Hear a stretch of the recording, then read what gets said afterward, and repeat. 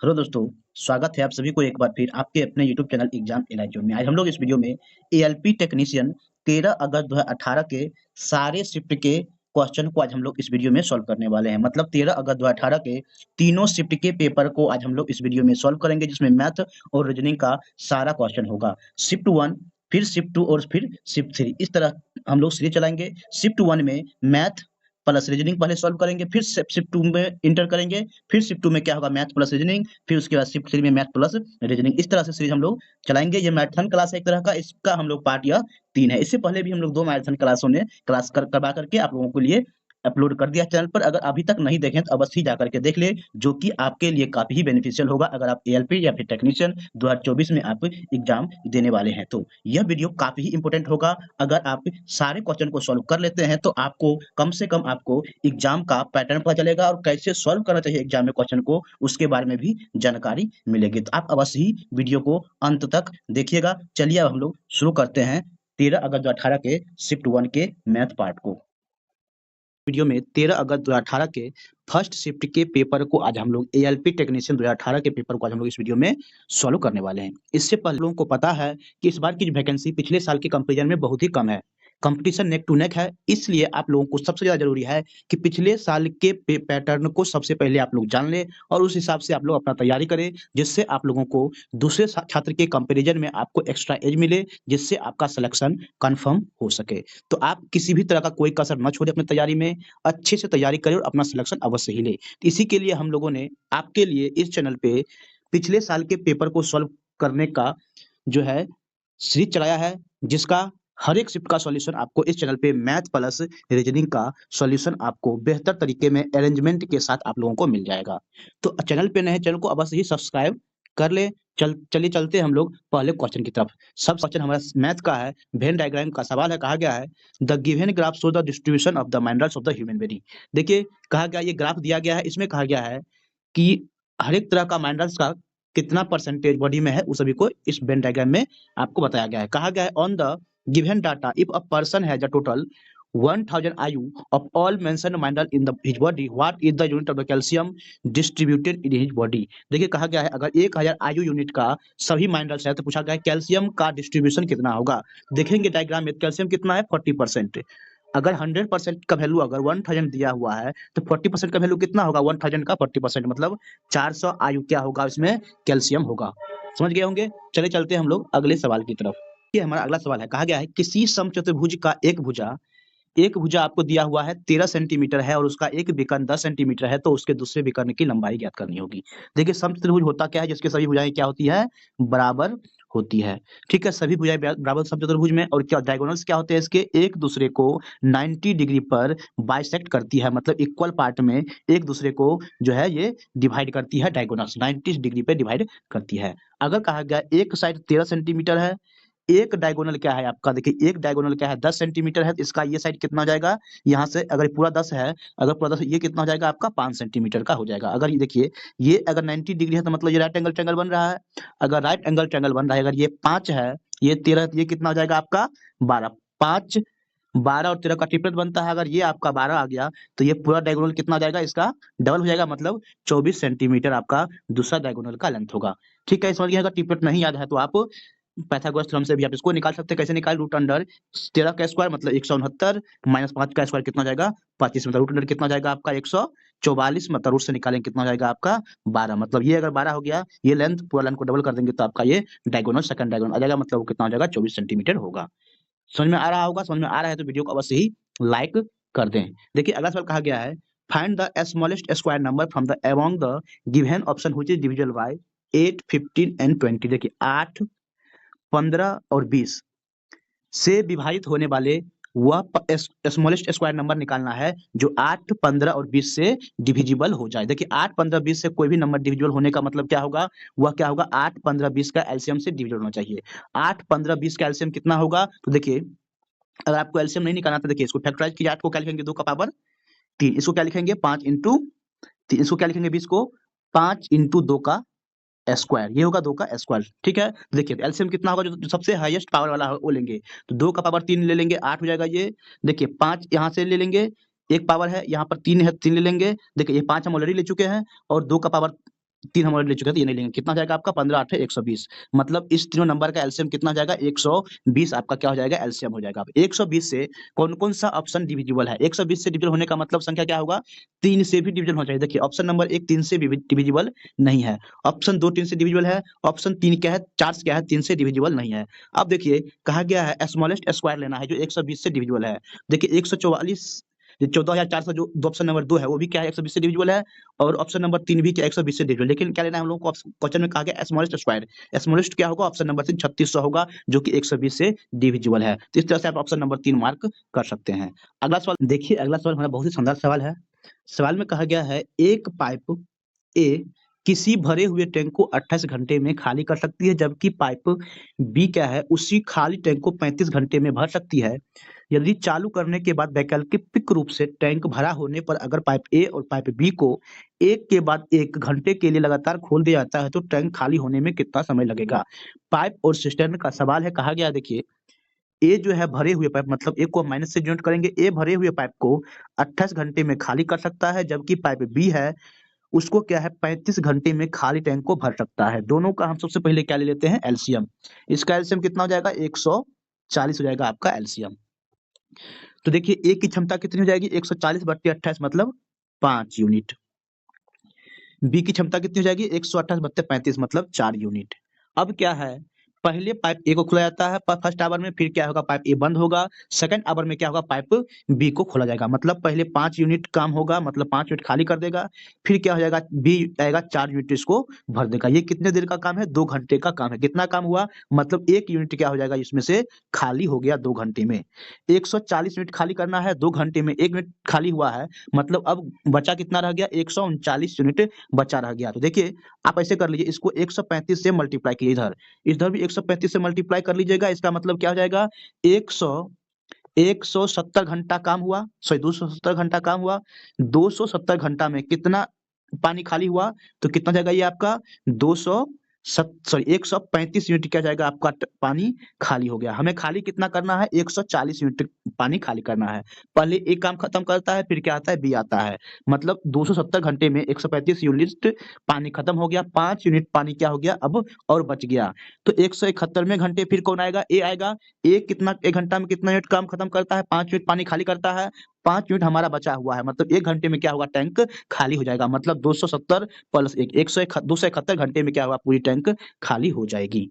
अगला सवाल को देखिए बहुत शानदार सवाल था, समझ में आया है तो वीडियो को अवश्य ही लाइक कर दे और प्यारा सा कमेंट भी कर दे। देखिए अगला सवाल देखिए कहा गया है 10.2/3 को किसी संख्या से विभाजित किया जाने चाहिए ताकि शेषफल 20 प्राप्त हो। देखिए यहाँ पर शेषफल जो दिया गया है वो गलत दिया गया, यहाँ पर लिखना चाहिए भागफल 20 प्राप्त हो। By what number should 10.2/3 be divided to obtain 20, मतलब 32/3 को किस संख्या से विभाजित किया जाए। मान लेते हैं हम x से विभाजित करते हैं तो 20 हमें प्राप्त होता है, इसी x का वैल्यू निकालना है। 20 चला जाएगा इधर मतलब से डिवाइड कर लीजिए, 4 से काटिए 8, ये जाएगा कितना 5, मतलब x का वैल्यू कितना जाएगा 8/15 इज इक्वल टू x 8/15 जो कि ऑप्शन नंबर आपका 3 दिया हुआ है।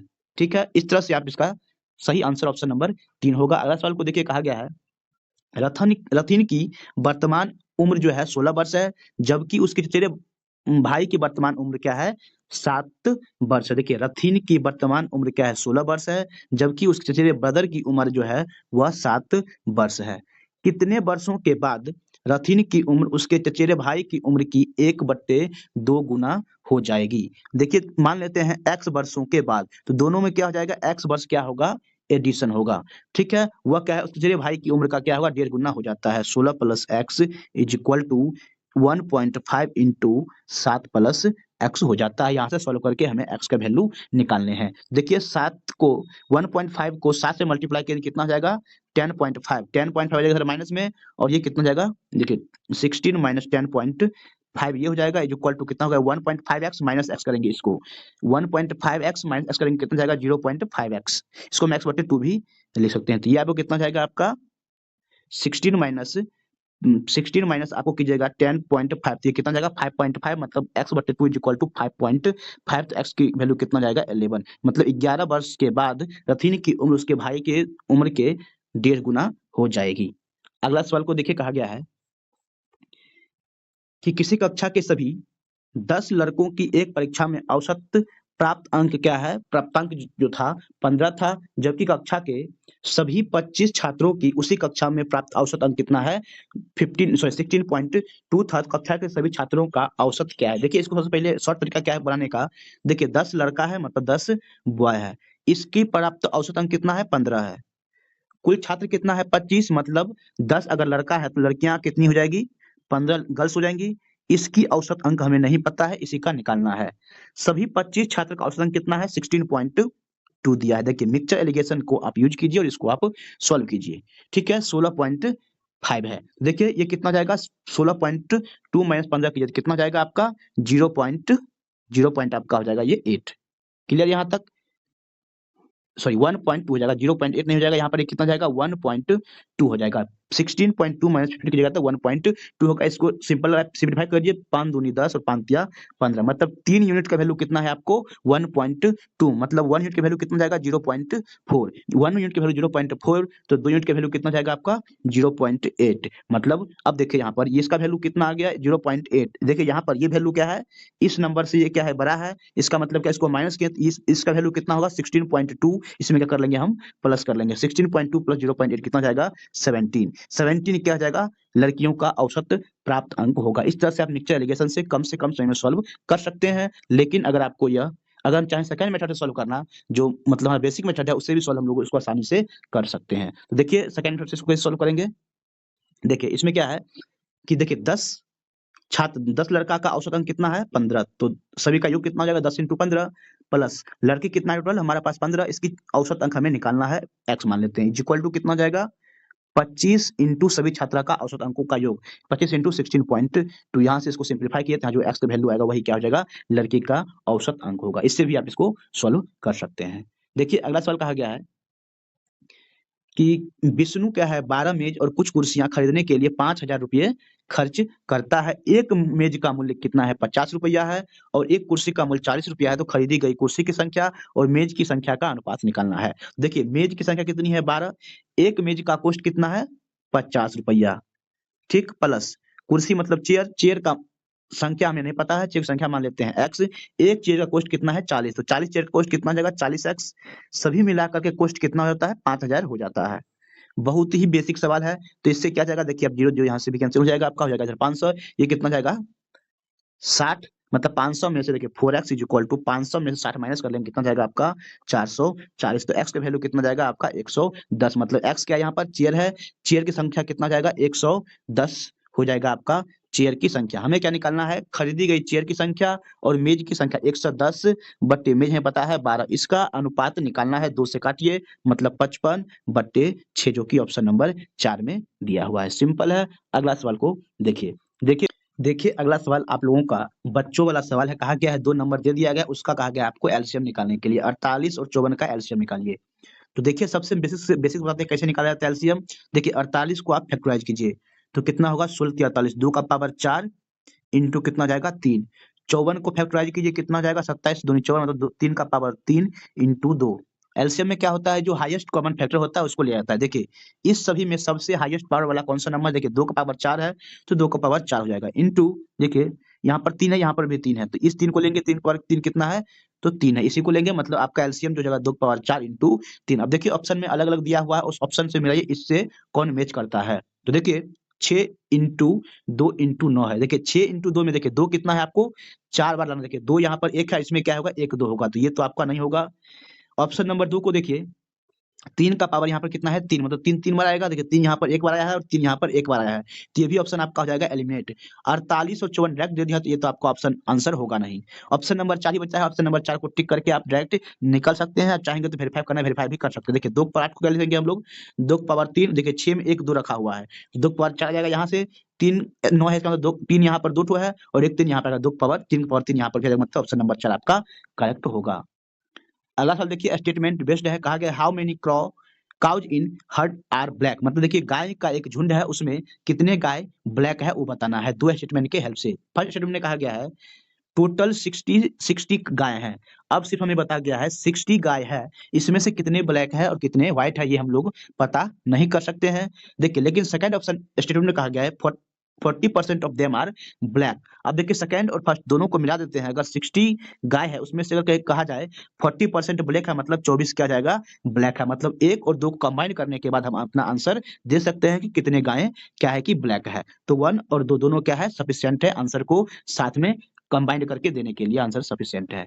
अगला सवाल को देखिए कहा गया है दो संख्याओं का अनुपात कितना है 15:11 है, यदि उनका महत्तम समावर्तक 13 है तो संख्याएं ज्ञात करना। देखिए दो संख्याओं का औसत क्या है 15 है और क्या है 11 है, अगर इस दोनों का एचसीएफ मतलब इस दोनों का कॉमन फैक्टर कितना है 13 है तो संख्या निकालना है, मतलब हम दोनों में अगर हम 13 से मल्टीप्लाई कर देंगे तो हमारा संख्या आ जाएगा। बहुत ही बेसिक सवाल है। अब 15 को 13 से मल्टीप्लाई कीजिए 195 आएगा और 11 को 13 से मल्टीप्लाई कीजिए 143 आएगा। इस तरह से आपका आंसर ऑप्शन नंबर 3 होगा।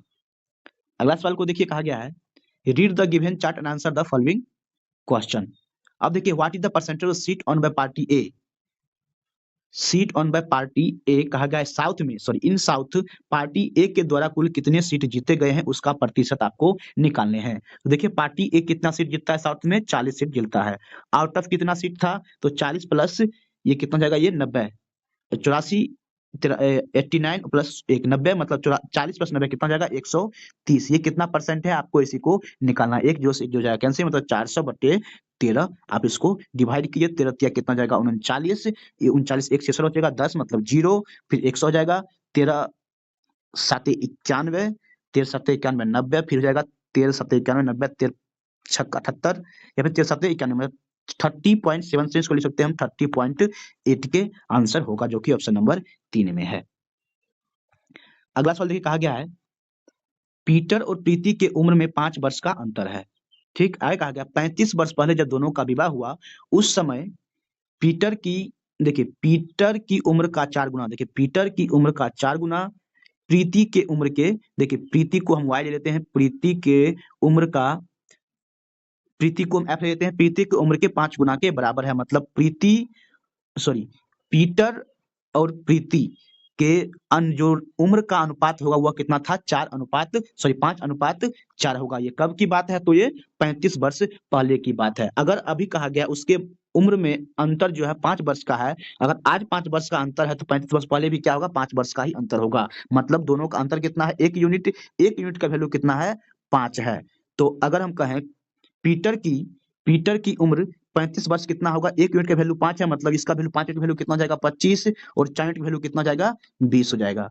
ठीक है, ये किसका उम्र है पीटर का उम्र हुआ और ये किसका उम्र है प्रीति की उम्र हुई। प्रीति की उम्र हुई ये कब की तो 35 वर्ष पहले जब शादी किया था तब। अब हमसे क्या पूछा गया है दोनों वर्तमान उम्र का योग निकालना है। ये 35 वर्ष उम्र का योग कितना हो जाएगा दोनों का तो 20 प्लस 25 45 वर्ष। अगर कहा एवरेज निकालने के लिए 35 वर्ष पहले 45 उम्र था दोनों का योग तो अभी कितना हो जाएगा 35 दोनों में मिल जाएगा मतलब 70, हम इसमें क्या कर लेंगे ऐड कर लेंगे। 45 प्लस 70 कितना जाएगा आपका 115, ऑप्शन नंबर 3 आपका करेक्ट होगा। इस तरह से सवाल को इसको कम से कम समय में सॉल्व कर सकते हैं। आपको समझ में आ रहा है तो वीडियो को अवश्य ही लाइक कर दें, चैनल पे नए हैं चैनल को अवश्य ही सब्सक्राइब कर लीजिए। देखिए अगला सवाल देखिए बहुत ही बेहतरीन सवाल है। कहा गया है ए एंड बी मतलब ए और बी मिल करके किसी काम को 21 दिन में नहीं, यहाँ पर क्या होगा 12 दिन में, जो कि इंग्लिश में दिया है 12 दिन, इंग्लिश वाला ही करेक्ट होगा, 12 दिन में पूरा कर सकते हैं। यदि ए अकेले काम जो है करके आधे काम को पूरा करते हैं, मतलब ए अकेले जो है आधे काम को पूरा करके क्या है फिर छोड़ देता है जब, और फिर क्या उसके बाद बी आता है जिससे उसका काम बचा हुआ था मतलब आधा काम बचा हुआ था उसको पूरा कर देता है। इस तरह से टोटल मिला करके इन दोनों को 25 दिन लगते हैं। यदि कहा गया है बी जो है ए की तुलना में अधिक कुशल है तो बी द्वारा स्वयं काम करने में कितने दिन लग जाएंगे। देखिए ए और बी मिल करके इस काम को साथ में काम करता है तो सॉरी 12 दिन में पूरा कर सकता था। मतलब हम कहा टोटल काम हमारा कितना जाएगा, ए की क्षमता ए है बी की क्षमता बी है तो टोटल काम हमारा कितना जाएगा ए प्लस बी इंटू 12। टोटल अगर हम वर्क की बात करें तो कितना जाएगा ए प्लस बी इंटू 12। ये हमारा टोटल क्या जाएगा काम होगा। कब जब ए की क्षमता ए मान लेते हैं बी की क्षमता बी मान लेते हैं। आगे सवाल में कहिए देखिए कहा गया है टोटल काम ए प्लस बी इंटू 12 है, इसके आधे काम को ए करता है, शेष काम भी आधे बचा। टोटल काम 12 इंटू ए प्लस बी है, इसके आधे काम को बी करता है और इस तरह से टोटल 25 दिन लगते हैं। ठीक है, यहाँ से क्लियर है। अब हम क्या करेंगे यहाँ से ए बी का रेशियो निकाल सकते हैं। देखिए ये कितना जाएगा आपका 6, ये हो जाएगा 6। देखिए ए से डिवाइड कर लीजिए तो यहाँ से आपका आ जाएगा एक इक्वेशन आ जाएगा, क्या जाएगा इक्वेशन तो देखिए ए हो जाएगा कैंसिल, तो बचेगा कितना 6, मतलब ये इसको ऐसे बोल सकते हैं 6b/a प्लस यहाँ पे क्या बचेगा 6, यहाँ बच जाएगा आपका a/b इज इक्वल टू ये हो जाएगा 25, ये एक 6 बचेगा प्लस 6 यहाँ 12 माइनस करने ये कितना जाएगा आपका 13, मतलब हम कह दे a/b plus b/a is equal to आपका आ गया 13/6, 13/6 आपका आ गया। यहाँ से अगर हम निकालना चाहे a/b का वैल्यू, देखिए यहाँ से आप ए बी का एलसीएम लिए, यहाँ से क्वाड्रेटिक इक्वेशन बनेगा, क्वाड्रेटिक इक्वेशन निकाल के आप सॉल्व कर ले, यहाँ से आपका आंसर आ जाएगा। यानी ए बी का वैल्यू आपका यहाँ से आपका आ सकता है। या फिर हम देखिए अगर हम a/b और b/a को कुछ एज्यूम कर ले, जैसे कि 13/6 आ जाए, मतलब 2/, अगर हम 3 प्लस 3/2, मतलब उसका रिवर्स अगर हम जोड़ते हैं, देखिए 6 एलसीएम 4 प्लस 9 13 आ जाएगा, मतलब a/b को हम क्या ले लें, यहाँ पर देखिए b बड़ा होना चाहिए, मतलब a ले लेंगे 2 और b ले लेते हैं यहाँ पर हम 3 प्लस देखिए 3/2, ऐसे एज्यूम करके हम 13/6 फास्टली ला सकते हैं। इस तरह से क्या जाएगा, ए की क्षमता कितनी हम ले लेते हैं 2 यूनिट और बी की क्षमता कितनी ले लेते हैं 3 यूनिट, तो यहाँ से आपका 13/6 आ जाता है। यहाँ तक क्लियर है? या तो देखिए यहाँ पर इसको आप सॉल्व करके क्वाड्रेटिक इक्वेशन बन रहा है, यहाँ से सॉल्व कीजिए, यहाँ से ए बी का वैल्यू आपका निकलेगा। या फिर हम यहाँ से एज्यूम करके भी, अगर एजम्पशन अगर आपका फास्ट एज्यूम करके ले सकते हैं, तो यहाँ से भी आप इस तरह से ले सकते हैं। तो कहा गया है बी स्वयं काम को करने में कितना समय लगेगा वो निकालना है। तो देखिए अगर हम ए की क्षमता 3 है, बी की क्षमता 2 है, टोटल काम कितना जाएगा 12 × 5, मतलब 60 यूनिट हमारा कितना है काम है, 60 यूनिट काम है। तो बी अकेले काम को कितने दिन में करेगा, जबकि बी की क्षमता कितनी है, बी की क्षमता कितनी है 3, मतलब 20 60/3 जो कि कितना हो जाएगा 20, मतलब 20 दिन में क्या हो जाएगा बी काम को कंप्लीट कर देगा। ऑप्शन नंबर 2 आपका सही होगा। बहुत ही शानदार सवाल था, इस तरह का सवाल को ऐसे ही सॉल्व कीजिए। चलिए अगले सवाल को हम लोग देखते हैं। फिर से एक साधारण सवाल है, वर्गमूल निकालने के लिए कहा गया है आप लोगों को। देखिए 5329 का वर्गमूल निकालिए। देखिए 5329 का वर्गमूल निकालिए। हम वर्गमूल निकालना कई बार सिखा चुके हैं, कई बार एग्जाम में, मतलब एक क्वेश्चन हर एक शिफ्ट में पूछा जाता है वर्गमूल निकालने का। देखिए फिर से हम सिखाने जा रहे हैं आप लोगों को। देखिए सबसे पहले क्या करते हैं, 2 2 का पेयर करते हैं। देखिए 29 हो गया, देखिए 9 है यहाँ पर, 9 किस नंबर का स्क्वायर करेंगे, किस नंबर का स्क्वायर करेंगे कि 9 आ सकता है, यूनिट डिजिट 9 आ सकता है। देखिए या तो 3 हो सकता है या फिर 7 हो सकता है, सिंपल है, या तो 3 होगा यूनिट डिजिट या फिर 7 होगा। अब देखिए 53 बचा, 53 से पहले कौन सा परफेक्ट स्क्वायर होता है, कौन होता है, तो वह होता है 49, मतलब 49 को रूट से निकालेंगे कितना जाएगा 7 7, मतलब 73 हमारा होगा या फिर 77 होगा। देखिए ऑप्शन में कहीं भी 77 नहीं है, मतलब 73 आपका करेक्ट आंसर होगा। ठीक है, यहाँ से ऐसे मार्क कर सकते हैं एग्जाम में। लेकिन अगर आपको ऑप्शन में 73 77 दोनों दे, तब कैसे चूज करेंगे कौन सा आंसर सही होगा। देखिए यहाँ पर 7 लिए हैं, 7 से बड़ा नंबर एक 8 लेंगे, इसको मल्टीप्लाई करेंगे कितना जाएगा 56। अगर ये हमारा वैल्यू, ये जो हमारा वैल्यू है, हम जो मल्टीप्लाई किए उस वैल्यू से अगर यह वैल्यू छोटा है तो छोटा वाला आंसर लेंगे, अगर बड़ा है तो बड़ा वाला आंसर लेगा। देखिए 53 क्या है, 56 छोटा है, छोटा वाला आंसर होगा हमारा 73 आंसर होगा, मतलब ऑप्शन नंबर 4 इस तरह से भी आपका करेक्ट होगा। देखिए अगला सवाल हमारा साधारण ब्याज का है। कहा गया है 6% साधारण ब्याज की दर पर एक धनराशि 6.5 वर्ष में 834 हो जाती है, तो प्रारंभ में निवेश की गई राशि क्या थी वो आपको निकालने हैं। देखिए 6.5% से 6.5 वर्ष में कितना इंटरेस्ट हो जाएगा, तो 13/2 से इसको मल्टीप्लाई कर लीजिए, मतलब ये हो जाएगा आपका 3 तिरतिया 39%, मतलब 100 रुपया कोई पर्सन इन्वेस्ट करता है, 6.5 वर्ष में कितना जाएगा 39 रुपया इंटरेस्ट हो जाएगा, मतलब टोटल 139 रुपया हो जाएगा। इसका वैल्यू हमें 834 दिया हुआ है। तो आपको निकालना है कि निवेश की गई राशि, मतलब 100% का वैल्यू क्या है वो आपको निकालना है। 139 वैल्यू इसका दे दिया, मतलब 1 मिनट का वैल्यू कितना होगा 834/139 कट जाएगा कितने टाइम में 6 टाइम में आपका कट जाएगा। 1 यूनिट का वैल्यू 6 रुपया, 100 यूनिट का वैल्यू कितना जाएगा 600, जो कि ऑप्शन नंबर 2 में दिया है, यही हमें निकालने थे। अगला सवाल देखिए कहा गया है कि यदि 493 को 29 से डिवाइड करते हैं तो 17 आता है।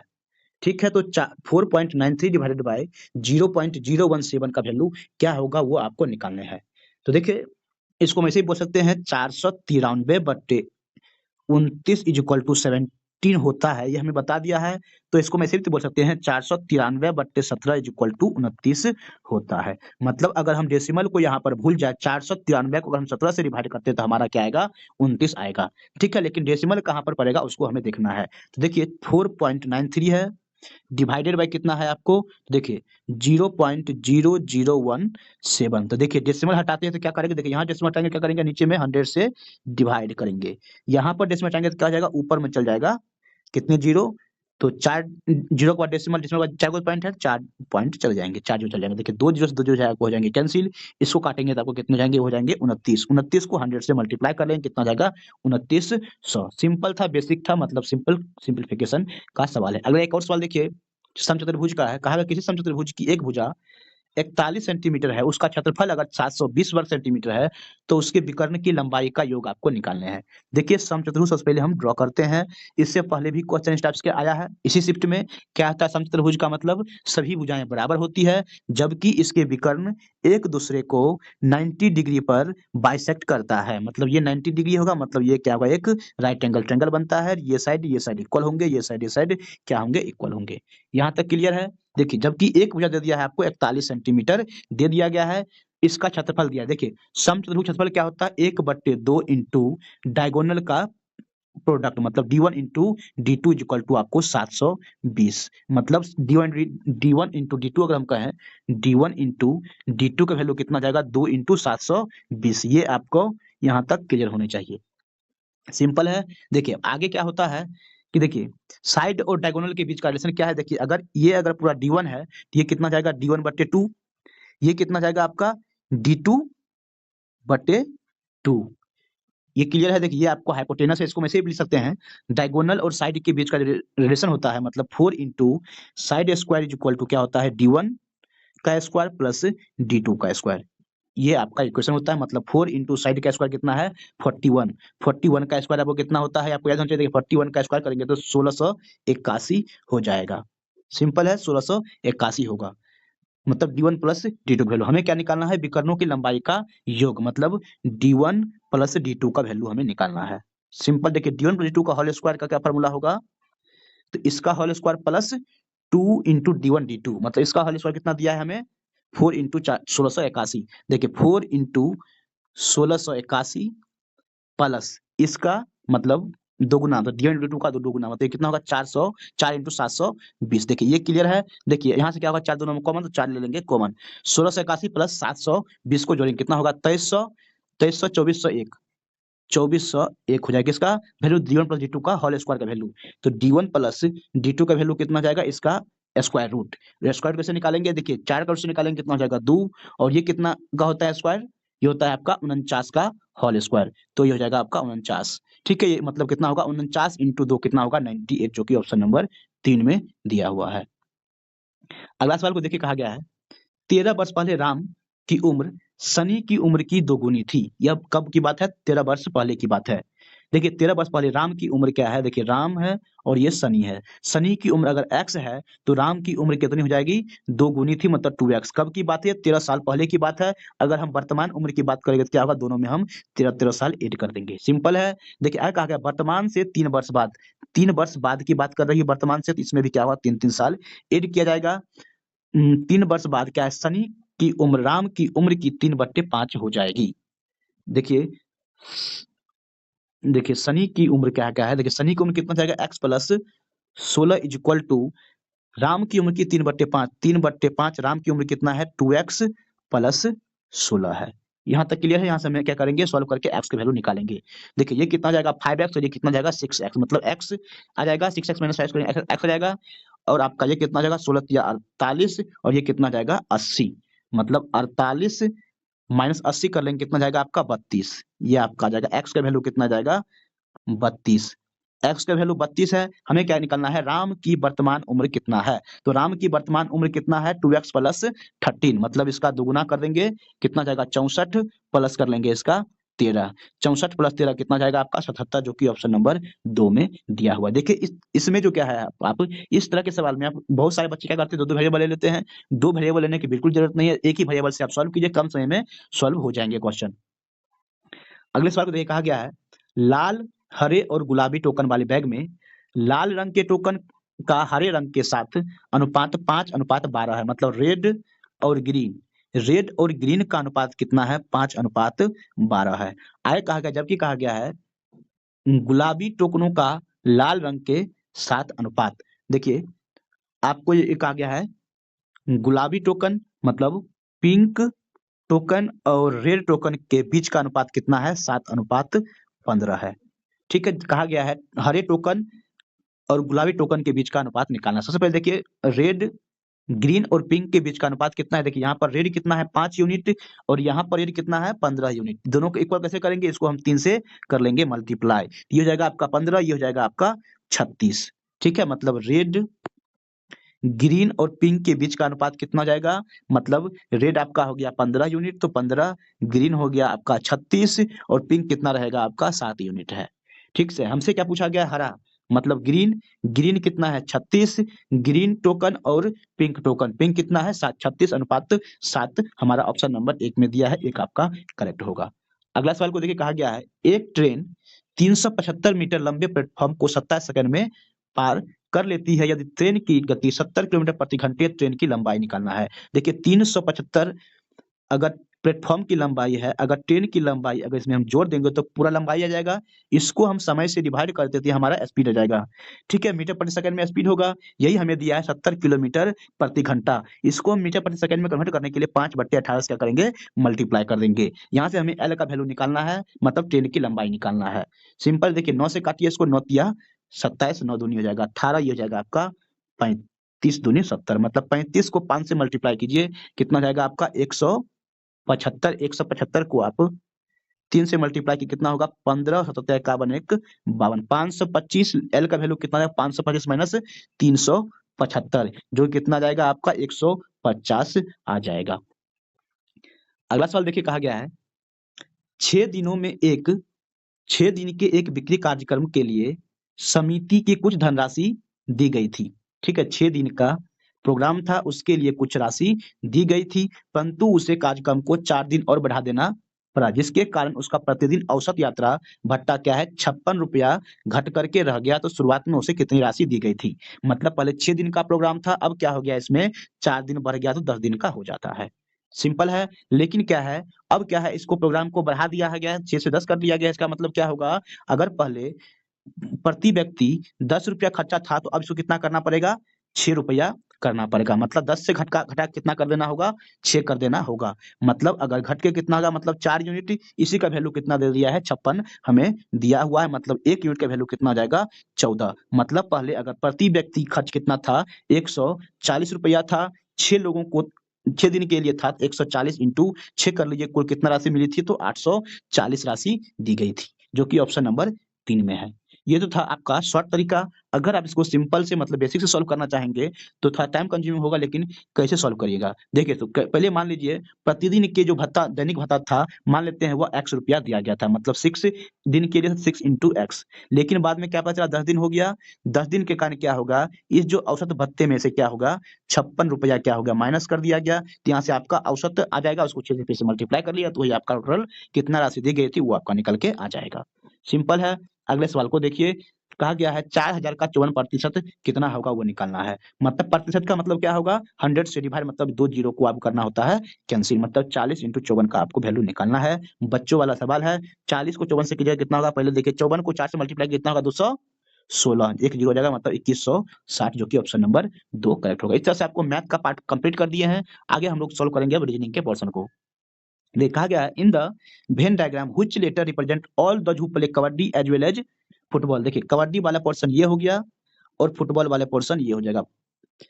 कबड्डी और फुटबॉल कौन कौन खेलता है? तो देखिए कबड्डी और फुटबॉल क्यों खेल रहा है, एंड ऑल्सो ऑल 3 गेम, मतलब ऐसे छात्र जो कबड्डी खेलता है उसके अलावा तीनों गेम भी खेलता है, मतलब कबड्डी, फुटबॉल और क्रिकेट। कौन है वह छात्र? तो एस है, तो एस हो जाएगा, मतलब टोटल संख्या कितना होगा? क्यू प्लस एस, जो कि ऑप्शन नंबर 4 में दिया गया है।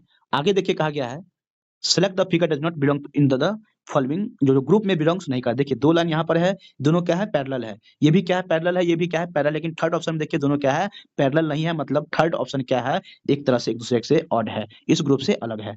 अगला सवाल को देखिए, सीरीज का सवाल है QOLH, आगे का सीरीज नेक्स्ट टर्म क्या आएगा वो निकालना है। सबसे पहले इस तरह के सवाल को सॉल्व करने के लिए आपको क्या है? सभी का प्लेस वैल्यू पता होना चाहिए। देखिए क्यू का प्लेस वैल्यू कितना होता है?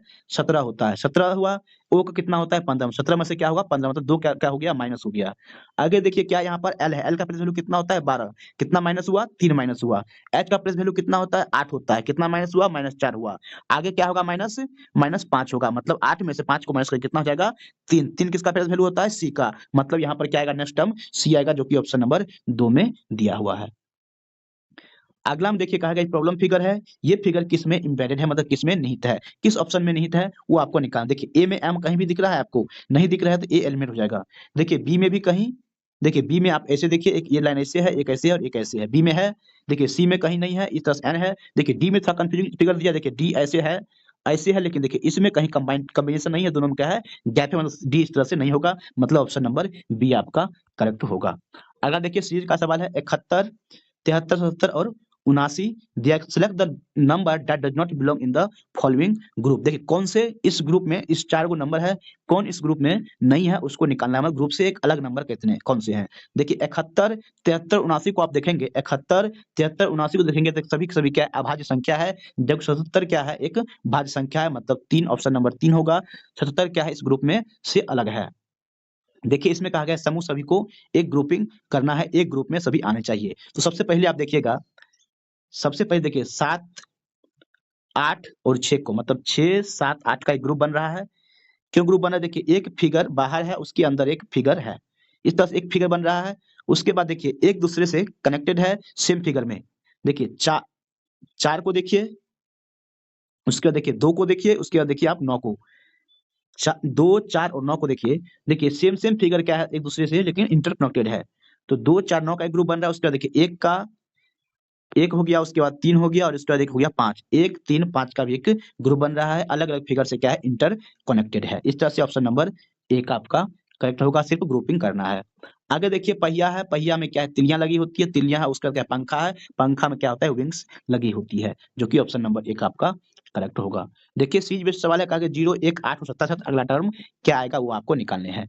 देखिए 0 है, 1 है, 8 है, 77 है। देखिए 0 है तो 0 का यहाँ पर क्यूब है, उसके बाद देखिए 1 का क्यूब है, उसके बाद 2 का क्यूब है 8 हो गया, 3 का क्यूब 27 है।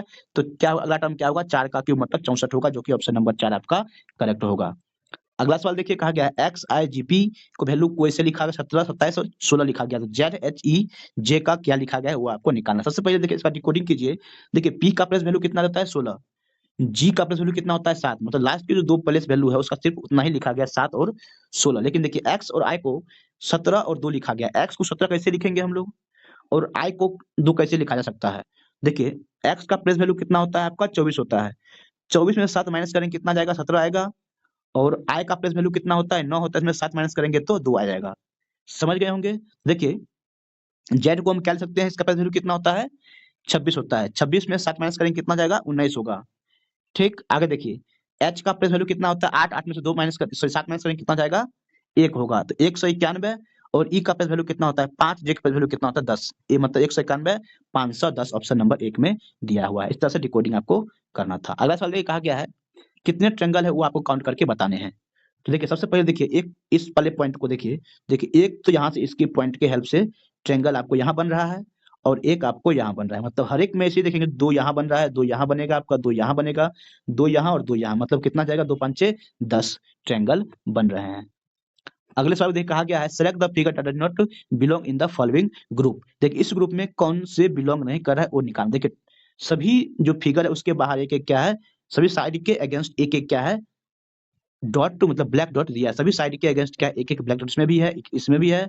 और इसमें देखिए डी में क्या है यहाँ पर एक ब्लैक डॉट होना चाहिए वो नहीं है, मतलब डी क्या है सभी से क्या है एक ऑड है, मतलब डी क्या होगा आपका करेक्ट आंसर होगा। लेकिन आरआरबी ने सी करेक्ट आंसर दिया है, सी किस एंगल से सही है ये बिल्कुल ही गलत आंसर है। आप लोग क्या लगता है आप कमेंट में अवश्य ही बताएं। अगर सेकंड एंगल से भी देखें, देखिए सभी के अंदर में क्या है दो रेड ब्लैक डॉट है, इसमें 2 ब्लैक है, इसमें 2 ब्लैक नहीं, मतलब डी ही क्या है एक दूसरे से अलग है, मतलब करेक्ट आंसर आपका ऑप्शन नंबर 4 ही होगा, सी नहीं होगा।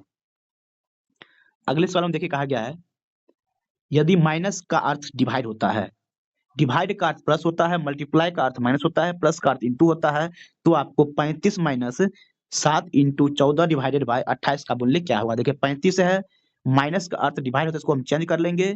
उसके बाद मल्टीप्लाई का अर्थ क्या है, मल्टीप्लाई है तो मल्टीप्लाई का अर्थ क्या है माइनस है तो माइनस लिखेंगे 14। उसके बाद क्या है डिवाइड का अर्थ क्या होता है प्लस होता है, प्लस 28 हम इसको लिखेंगे। देखिए काट लीजिए 7 5 कितना आ जाएगा 35 माइनस देखिए 14 माइनस 28 में 14 कितना होगा प्लस का 14, मतलब 14 प्लस 9 कितना जाएगा आपका 19, ऑप्शन नंबर 4 आपका करेक्ट होगा। आगे देखिए कहा गया select the figure which does not belong to the group. देखिए ए एफ जेड ई में कौन सा ग्रुप से अलग है, तो देखेंगे आप इसमें। देखिए ए में के बनने के लिए क्या है, 3 लाइन की जरूरत है, एफ को बनाने के लिए 3 लाइन की जरूरत है, जेड को बनाने के लिए 3 लाइन की जरूरत है, जबकि जो ई है उसमें 4 लाइन की जरूरत है, जो कि इसलिए क्या होगा, ऑप्शन नंबर 4 क्या होगा, एक दूसरे से अलग है। अगर ये कहा गया एक कोड में ग्रीन को ITGGP लिखा गया है, तो पिंक को कैसे लिखा जाना है वो आपको निकालना है। तो देखिए सबसे पहले जी का प्लेस वैल्यू कितना होता है, 7 होता है, और आई का कितना होता है 9, दोनों साथ में क्या किया गया है, 2 जोड़ दिया गया है। उसी तरह देखिएगा आर का प्लेस वैल्यू कितना होता है 18, यहाँ पर कितना है टी, 18 में 2 जोड़ देंगे तो 20 होगा, टी का प्लेस वैल्यू कितना होता है 20, मतलब सभी में क्या है 2-2 एक्स्ट्रा ऐड कर दिया गया। देखिए पी के वैल्यू जो होगा उसमें क्या होगा, आपको 2 आपको क्या करने पड़ेंगे, जोड़ने होंगे। पी का वैल्यू कितना होता है 16, 2 जोड़ेंगे कितना होगा 18, या फिर हम 2 जोड़ेंगे कितना हो जाएगा आपका आर, डायरेक्ट लिख सकते हैं। आई कितना होगा 9, मतलब 9 में 2 जोड़ेंगे तो के 11 का हो जाएगा, फिर एन होगा 14, 16 मतलब 16 कितना हो जाएगा आपका पी का, के 11 में 2 जोड़ेंगे 13 मतलब एम हो जाएगा। ठीक है, आर के पी एम होगा पिंक का कोडेड वर्ड। अगला सवाल देखिए कहा गया है इस फिगर का वाटर इमेज क्या होगा। यहाँ पर वाटर इमेज क्या होगा, देखिए ये ऊपर में है तो ये तो होगा नहीं, देखिए ये भी ऊपर में चल गया, ये होगा नहीं। देखिए ये क्या है, ये आपको बी में देखिए सारा इसका जो उल्टा करेंगे तो ये आपको ऊपर ही रह गया, ये पर्सन आपका गलत है, मतलब ऑप्शन नंबर डी बच रहा है, ऑप्शन नंबर डी आपका करेक्ट होगा। लास्ट सवाल को देखेंगे हम लोग। देखिए कहा गया है इसका मिरर इमेज क्या होगा स्ट्रॉन्ग का, वो आपको निकालना है। मिरर इस तरह से रखा जाता है, इसका मिरर इमेज क्या होगा, एस चलाएगा इधर, देखिए तो एस इधर रहेगा तो ऑप्शन नंबर 3 आपको देखिए जी वाला उल्टा दिया है, तो जी आपको ऑप्शन नंबर 3 आपको यहाँ से जाएगा एलिमिनेट। देखिए एस क्या है पूरा सीधा सीधा रखा गया है, और ऑप्शन 1 में भी क्या एस सीधा-सीधा रखा गया है, मतलब इस तरह से भी आप एलिमिनेट करके से ऑप्शन नंबर 2 बचता है, और इसे भी आप इसको मार्क कर सकते हैं आसानी से। इस तरह से आपको सारे सवाल हम मैथ प्लस रीजनिंग के सारे सवालों को हम इस वीडियो में सॉल्व करवा दिए आप लोगों को। 13 अगस्त 2018 के सेकंड शिफ्ट का पेपर है। इससे पहले हम 13 अगस्त से पहले जितने भी शिफ्ट हुए हैं सारे शिफ्ट का सॉल्यूशन करवा करके इस चैनल पे अपलोड कर दिया है। अभी तक आप लोगों ने नहीं देखे हैं तो अवश्य चैनल पे विजिट करके प्लेलिस्ट बना हुआ है, या फिर इस वीडियो के डिस्क्रिप्शन में भी लिंक अवेलेबल है, वहां से भी आप लोग जाके देख सकते हैं। अगर चैनल पे नए हैं, चैनल को अवश्य ही सब्सक्राइब कर ले, क्योंकि हम इस चैनल पे आप लोगों के लिए एएलपी टेक्नीशियन 2018 के जितने भी पेपर हुए हैं सारे पेपर का सॉल्यूशन आपको एक ही जगह पर देखने को मिल जाएगा। जैसा कि आप लोगों को पता है इस साल 2024 में एएलपी और टेक्नीशियन दोनों की अलग-अलग वैकेंसी आई है, दोनों की अलग-अलग एग्जामें होंगे, और इसकी जो नंबर ऑफ सीट है वह बहुत ही कम है 2018 की कंपैरिजन करते हैं, तो इसका मतलब ये हुआ कि आपके लिए कंपटीशन काफी ही हाई रहने वाला है इस साल। तो इसलिए आप लोगों को सबसे ज्यादा जरूरी है कि आप अपना प्रिपरेशन अच्छी कर सके। अच्छी करने के लिए आप लोगों के हम इस चैनल पे पिछले साल 2018 के सारे शिफ्ट का सॉल्यूशन करवाएंगे, जिससे आपको प्रिपरेशन में काफी हेल्पफुल हो सके। जैसा कि आप लोगों को पता है मैथ और रीजनिंग एक ऐसा सेक्शन है जिसमें आप 100 आउट ऑफ 100 स्कोर कर सकते हैं। आपको पता है 1275 क्वेश्चन पूछे जाते हैं, इसमें से लगभग 45 सवाल मैथ प्लस रीजनिंग के होते हैं। 45 आउट ऑफ 45 आप ला सकते हैं अगर आपका सही मेथड पता है सॉल्व करने का, और पैटर्न एग्जैक्टली आपको पता है किस तरह से आरआरबी सवाल मैथ और रीजनिंग के पूछते हैं। इसके लिए आपको प्रीवियस ईयर अवश्य ही सॉल्व करना चाहिए, जिससे आपके प्रिपरेशन में काफी बेनिफिशियल हो। अगर 45 आउट ऑफ 45 ले आते हैं तो आपका सिलेक्शन 100% एक सीट पे कंफर्म माना जाएगा। तो चलिए हम लोग बिना किसी देरी किए हुए पहले सवाल की तरफ चलते हैं। एक बार और हम आप लोगों से रिक्वेस्ट करेंगे कि चैनल पे नए चैनल को अवश्य ही सब्सक्राइब कर ले। सबसे पहले हम लोग मैथ वाले पार्ट को सॉल्व करेंगे, उसके बाद फिर रीजनिंग को सॉल्व करेंगे। देखिए हमारा पहला सवाल है, कहा गया यदि समीकरण 3x² minus A X plus 6 is equal to A X square plus 2x plus 2 का सिर्फ एक ही पुनरावृत्त मूल हो तो ए का धनात्मक मान निकालना है। मतलब अगर ये क्वाड्रेटिक इक्वेशन है, इसका सिर्फ ओनली वन सॉल्यूशन है, इसका मतलब क्या हो जाएगा, D square is equal to क्या होगा 0। डी स्क्वायर की वैल्यू क्या होता है B square minus 4ac। B यहाँ ए बी सी क्या होता है, अगर कोई quadratic A square plus B X plus C के फॉर्म में होता है तो यहाँ D square is equal to B square, मतलब एक्स का कोफिशिएंट, और ए 4 इंटू ए होता है एक्स स्क्वायर का कोफिशिएंट, और सी क्या है हमारा कांस्टेंट टर्म होता है। हम इस फॉर्म में इस इक्वेशन में क्या करेंगे, हम लोग कन्वर्ट कर लेंगे जो हमारा इक्वेशन दिया हुआ है। क्वाड्रेटिक फॉर्म में कन्वर्ट करेंगे, मतलब यहाँ से देखिए यहाँ से और यहाँ से एक्स स्क्वायर ले लेते हैं कॉमन, एक्स स्क्वायर जैसे ही कॉमन लेंगे तो कितना बचेगा 3 माइनस यहाँ पर क्या आ जाएगा ए। देखिए फिर यहाँ पर क्या है माइनस एक्स, अगर हम कॉमन लेते हैं माइनस अगर एक्स कॉमन ले लेते हैं तो आपका ये हो जाएगा आपका ए, और ये जो आएगा आपका माइनस 2 आ जाएगा इधर, तो ये हो जाएगा आपका +2। फिर यहाँ पे देखिए 6 है इधर 2 आएगा माइनस, तो कितना हो जाएगा आपका +4 इज इक्वल टू 0। देखिए अब है ये आपका क्वाड्रेटिक फॉर्म में आ गया है। अब हम लोग क्या करेंगे, D square equal to 0 put कर, मतलब B square minus 4ac is equal to 0 put कर लेंगे। मतलब बी का वैल्यू कितना है माइनस ए प्लस 2 का होल स्क्वायर, मतलब ए को हो जाएगा माइनस जो है प्लस में, मतलब ए प्लस 2 का होल स्क्वायर माइनस 4a कितना हो जाएगा, एक्स स्क्वायर का कोफिशिएंट मतलब 3 माइनस a और c क्या है, कांस्टेंट टर्म हो जाएगा, इज इक्वल टू कितना हो जाएगा, ये 0 के इक्वल हो जाएगा। ठीक है, अब इसको अब हम लोग सॉल्व कर लेंगे। सॉल्व करने पर क्या आएगा आपका वैल्यू, देखिए हम लोग नेक्स्ट पेज में सॉल्व करते हैं। तो क्या है हमारा a माइनस क्या था, a+2, ठीक है, a+2 का होल स्क्वायर, उसके बाद क्या था आपका -4 इसको डायरेक्ट लिख लीजिए हम लोग, -16 3 into A is equal to आपका है 0। अब इसको सॉल्व कीजिए, कितना हो जाएगा, a square plus 4a plus 4 minus ये कितना जाएगा, -48 और माइनस माइनस कितना जाएगा, प्लस का 16 a is equal to 0। Simple है। अब देखिए a स्क्वायर ये कितना होगा, 16 4 20 20a और ये कितना जाएगा, -44 इज इक्वल टू 0। सिंपल है। अब देखिए इसको हम ऐसे लिख सकते हैं, मतलब देखिए क्वाड्रेटिक इक्वेशन हुआ, देखिए प्लस है तो यहाँ पर कितना होगा, माइनस प्लस जो भी हमारा फैक्टर आएगा, देखिए 20 को फैक्टराइज कीजिए कैसे, तो 22 माइनस का 2 कीजिए तो 22 दूनी कितना जाएगा, 44। देखिए तो -22 और ये कितना जाएगा, 2, मतलब आपका जो वैल्यू आएगा -22 आएगा और कितना आएगा, 2 आएगा। ये इस तरह से आपको पता होगा क्वाड्रेटिक इक्वेशन को फैक्टराइज करना, या फिर सिंपल जैसे फैक्टराइज करते हैं आप उससे कर सकते हैं। शॉर्ट फॉर्म में क्या करते हैं, डायरेक्ट हम लोग देखिए यहाँ पर प्लस है तो यहाँ पर माइनस आंसर आएगा, फिर प्लस आएगा आंसर में। 2 फैक्टर होगा 22 और 2 का, तो माइनस में 22 होगा, प्लस में क्या आ जाएगा 2। हमें से ऐसे क्या पूछा गया है, मतलब ए का वैल्यू, ए का 2 वैल्यू आया, ए का वैल्यू आया एक -22 और कितना आया, 2 आया। ठीक है, -22 और 2 आया, देखिए -22 और 2, आपको करेक्ट आंसर क्या होगा, कहा गया है पॉजिटिव वैल्यू ऑफ ए निकालना है। पॉजिटिव वैल्यू ए कितना जाएगा आपका, ऑप्शन नंबर 1 जो कि 2 है, यानी 2 करेक्ट होगा। काफी ही बेहतरीन सवाल है, इस तरह के सवाल को आप ऐसे सॉल्व कर सकते हैं। कॉन्सेप्ट क्लियर था तो आप इसको ऐसे सॉल्व कर सकते हैं। अगला सवाल देखिए, सिंप्लीफिकेशन का सवाल है। देखिए -8 इंटू जो है बिग ब्रैकेट दिया हुआ है, देखिए तो -8 हो जाएगा। इसको देखिए तो कितना है, माइनस इंटू इंटू कितना जाएगा आपका, माइनस में से जाएगा प्लस 7 प्लस 9 कितना जाएगा, 2 कितना जाएगा आपका, ये हो जाएगा पूरा 9, 9 को 36 को 9 से डिवाइड करके कितना जाएगा आपका 4। ठीक है, यहाँ पर देखिए ये जो है ब्रैकेट है यहाँ पर, उसके बाद देखिए डिवाइड का साइन है, इसको आप सॉल्व कीजिए, देखिए -4 और ये जो है मीडियम ब्रैकेट में, इसको सॉल्व कीजिए। देखिए 19 माइनस कितना जाएगा, देखिए पहले मल्टीप्लाई होगा तो -3 -5 कितना होगा, +15 मतलब 19 माइनस 15 कितना हो जाएगा 4 और फिर ये कितना जाएगा 4 को फिर -4 से करेंगे कितना जाएगा आपका माइनस माइनस ये हो जाएगा आपका 16। यहाँ पर कितना है 8 चौका 32 और ये कितना है 16, ये भी माइनस है, ये माइनस हो जाएगा, कैंसिल हो जाएगा, मतलब 32/16 यानी कितना जाएगा आपका 2 आ जाएगा, जो कि ऑप्शन नंबर 1 में दिया हुआ है। अगले सवाल को देखिए, कहा गया है दो संख्याओं का गुणनफल 0.34 है, इनमें से एक संख्या 1.2 दूसरी संख्या क्या निकालना है। मतलब अगर 1.2 एक संख्या, दूसरी संख्या को मान लेते हैं x, दोनों का गुणनफल आपको दिया है 0.324, तो x के वैल्यू निकालना है, मतलब x इज इक्वल टू कितना जाएगा 0.324 बट्टे 1.2। सिंपल है। तो देखिए आप 12 से डायरेक्ट इसको आप काट लीजिए, तो कितना जाएगा 0.12 दूनी 24 बचेगा कितना आपका 8 12 84 मतलब 0.27 जो कि ऑप्शन नंबर 4 में दिया हुआ है। अगले सवाल को देखिए, बहुत ही बेसिक सवाल है।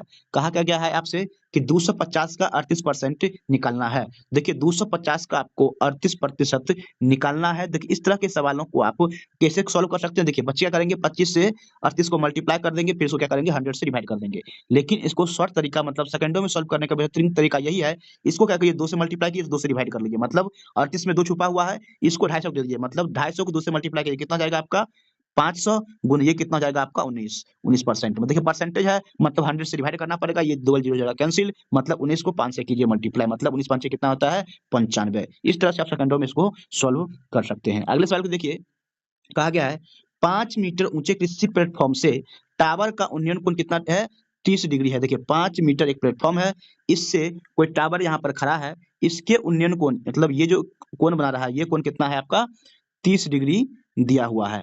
यदि प्लेटफॉर्म और टावर के बीच की दूरी, देखिए प्लेटफॉर्म और टावर के बीच की दूरी कितना है 40√3 है, तो टावर की ऊंचाई मतलब यहां से यहां तक की ऊंचाई आपको निकालने हैं। सबसे पहले हम देखिए, ये अगर 40√3 है तो ये भी कितना होगा 40√3। अगर ये 40√3 है तो इसका वैल्यू कितना आ जाएगा, आपको पता है tan थीटा मतलब 1/√3 इज इक्वल टू, अगर ये h है h/40√3 कैंसिल हो जाएगा, मतलब हाइट ये कितना जाएगा आपको 40। आपको निकालना है पूरे लेंथ यहाँ से यहाँ तक का, यहाँ से यहाँ तक का क्या है 40 है, और यहाँ हमें पता है ये प्लेटफॉर्म है, प्लेटफॉर्म की ऊंचाई इधर 5 है तो ये 5 होगा, मतलब 40 + 5 कितना जाएगा 45 मीटर क्या हो जाएगा टावर की ऊंचाई होगी। सिंपल है। चलिए अगले सवाल को हम लोग देखते हैं। अब देखिए कहा गया है कि गुथे हुए आटे में चीनी और आटे का अनुपात, मतलब शुगर और फ्लोर का जो अनुपात है वह कितना है, 2:7 है। 9 केजी क्या है, जो दो बनाया गया है, 9 केजी जो है गुथे हुए आटे में जॉन में क्या है, कुछ चीनी मिलाई जाती है, तो यह अनुपात कितना हो जाता है, शुगर और जो कि आटा है उसका अनुपात कितना हो जाता है, 2:5। मतलब इसमें कुछ क्या है, चीनी को मिलाया गया था। अगर मतलब चीनी को मिलाया गया था, जो इनिशियल में आटा को जो मात्रा था, आटा के मात्रा में कोई भी छेड़छाड़ नहीं किया गया है, मतलब पहले अगर 7 था तो अभी भी क्या होगा, अभी 5 हो गया, मतलब दोनों को हम क्या करेंगे, सबसे पहले बराबर कर लेंगे। बराबर कैसे होगा, इसको 5 से मल्टीप्लाई, इससे 7 से मल्टीप्लाई, मतलब नया अनुपात कितना जाएगा, 10:, अगर पहले 35 था तो अब कितना आ जाएगा, ये 14:35। देखिए मतलब आटे की संख्या में कोई वृद्धि नहीं हुई, मतलब अगर पहले चीनी कितना यूनिट था, 10 यूनिट, तो अब कितना यूनिट मिलाया गया है, 4 यूनिट मिलाया गया है। ठीक है, कितने पहले थे इसका मात्रा, इसका जो मात्रा था यह 9 यूनिट के बराबर था, मतलब 9 केजी था। ठीक है, तो अब देखिए 9 केजी था, किसका वैल्यू 9 केजी है, तो 10 + 35 मतलब 45 यूनिट का वैल्यू कितना है, 9 केजी है, मतलब 9000 ग्राम बोल सकते हैं इसको। एक यूनिट का वैल्यू कितना जाएगा, हो जाएगा आपका ये 9000 ग्राम बटे 45। पूछा क्या गया है हमें, जॉन ने बाद में कितनी चीनी मिलाई, कितनी चीनी मिलाई थी, तो 4 यूनिट चीनी मिलाई थी, 4 यूनिट का वैल्यू आपको निकालने हैं। देखिए तो 9000 है, यहाँ से 9 से काटिए तो 9 एकम हो जाएगा, ये हो जाएगा कितना, 5। ये कितना जाएगा, 1000 × 4 मतलब कितना जाएगा आपका, 800 ग्राम चीनी मिलाया गया था, जो कि ऑप्शन नंबर 3 आपका करेक्ट होगा। आरआरबी का आंसर 1.2 केजी, जो कि बिल्कुल ही गलत आंसर है, इसका करेक्ट आंसर होगा 800 ग्राम होगा। अगले सवाल को देखिए, कहा गया है यदि 1000 रुपया की एक धनराशि को 3 वर्ष में चक्रवृद्धि ब्याज की दर से 13 से 31 जाती है, तो ब्याज की वार्षिक दर निकालना है। मतलब आपको पता है A = P × 1 + R बटे कितना होता है, 100 का पावर टाइम होता है। ये आपका वैल्यू दे दिया है 13 से 31, P को ले आएंगे, मतलब ये कितना है आपका 1000 = 1 + रेट ऑफ इंटरेस्ट बटे 100, और इसका पावर कितना है 3, 3 आएगा तो कितना जाएगा, ये क्यूब रूट। आपको पता है 1000 क्यूब रूट किसका होता है, 10 का, और ये कितना होता है 11 का, मतलब 11/10 = कितना जाएगा, 1 + R बटे 100। यहाँ से रेट ऑफ इंटरेस्ट कितना जाएगा आपका 10% हो जाएगा, जो कि ऑप्शन नंबर 3 करेक्ट है। बेसिक सवाल था, बेसिक से भी इसको आप सॉल्व कर सकते हैं, फार्मूला से आपका आंसर आ जाएगा। अब आगे कहा गया है 2250 की राशि पर 3% साधारण वार्षिक ब्याज की दर से 2 वर्ष में कितना ब्याज प्राप्त होगा। देखिए आपको पता है कि 3% साधारण ब्याज है, 2 वर्ष में कितना जाएगा, 6% हो जाएगा, मतलब इसका 6% किसका निकालना है, 2250 का 6% कितना होगा, वही आपको निकालना है। देखिए 2250 को 6 से मल्टीप्लाई कर दिए, देखिए 0 है, 6 × 5 = 30, 6 दूनी 12, 1 6 दूनी 12, 3 15, और ये कितना होगा 12 × 1 = 13। ये इसको क्या है, परसेंट है, इसको 100 से डिवाइड करेंगे, मतलब 2 0 हो जाएगा कैंसिल, मतलब 2250 का 6% पे इंटरेस्ट कितना जाएगा, 135 हो जाएगा। अगला सवाल को देखिए, कहा गया है 2.3/5 का व्युत्क्रम, मतलब इसका रेसिप्रोकल क्या होगा, इसको क्या लिखेंगे हम लोग, 13/5, मतलब 13/5 का रेसिप्रोकल मतलब इसका रिवर्स, मतलब 5/13 होगा। सिंपल है, अगले सवाल को हम लोग देखेंगे। अगला सवाल है, कहा गया है किसी वृत्त के अंदर निर्मित समषटकोण और वर्ग के क्षेत्रफल का अनुपात क्या होगा। अगर हम इसी क्वेश्चन को इंग्लिश में देखें तो कहा गया ratio of area of square and regular hexagon. देखिए यहाँ पर क्या गया, पहले समषटकोण कहा गया है और वर्ग के क्षेत्रफल का अनुपात पूछा गया, लेकिन इंग्लिश वाले में इसका उल्टा है, पहले स्क्वायर कहा गया, उसके बाद क्या है, रेगुलर हेक्सागोन का रेशियो निकालने के लिए कहा गया है। तो इस तरह से आरआरबी कुछ कुछ गलतियां करती है, जो कि बच्चों के लिए काफी कंफ्यूजिंग पैदा कर सकते हैं, या फिर बच्चे गलत आंसर भी मार्क कर सकते हैं आरआरबी की गलती की वजह से। इस तरह से छात्रों को एकदम इस तरह के गलतियों से सावधान होना चाहिए, किस तरह की गलती से अपना गलती न करें, क्योंकि यह आरआरबी की गलतियां यहाँ पर है। क्वेश्चन हिंदी में अलग और इंग्लिश में बिल्कुल अलग है, ठीक है, लेकिन हम लोग इंग्लिश वाले पार्ट को सॉल्व करते हैं, और इस तरह जब कभी भी आपको एग्जाम में लगे तो आप इंग्लिश वाले पार्ट को ही सॉल्व करने की कोशिश करें। तो कहा क्या गया है, एरिया ऑफ स्क्वायर क्या होगा, जो कि क्या है, एक सर्कल के अंदर एक स्क्वायर है। देखिए सर्कल हुआ, सर्कल के अंदर हमारा क्या है, एक स्क्वायर है, इसका एरिया निकालना है। अगर मान लेते हैं साइड ए है, तो इसका जो डायगोनल्स क्या होगा, रूट अंडर क्या आ जाएगा, 2a। अगर यही डायगोनल क्या है, सर्कल का डायमीटर है, मतलब 2 टाइम्स ऑफ रेडियस है, मतलब साइड इज इक्वल टू कितना जाएगा आपका, √2r। ये साइड और रेडियस के बीच एक रिलेशन आ जाएगा। लेकिन कहा गया है आगे एक रेगुलर हेक्सागोन है जो सर्कल के अंदर ही है। तो सबसे पहले हम एक सर्कल हुआ यहाँ पर, इसके अंदर एक हेक्सागोन है। देखिए इस तरह बनाने की कोशिश करते हैं, आप समझाने की कोशिश। 6 भुजाएं लेने हैं, 1 2 3 4 हो गए, सॉरी 3 हो गए, 4 5 और 6। ठीक है?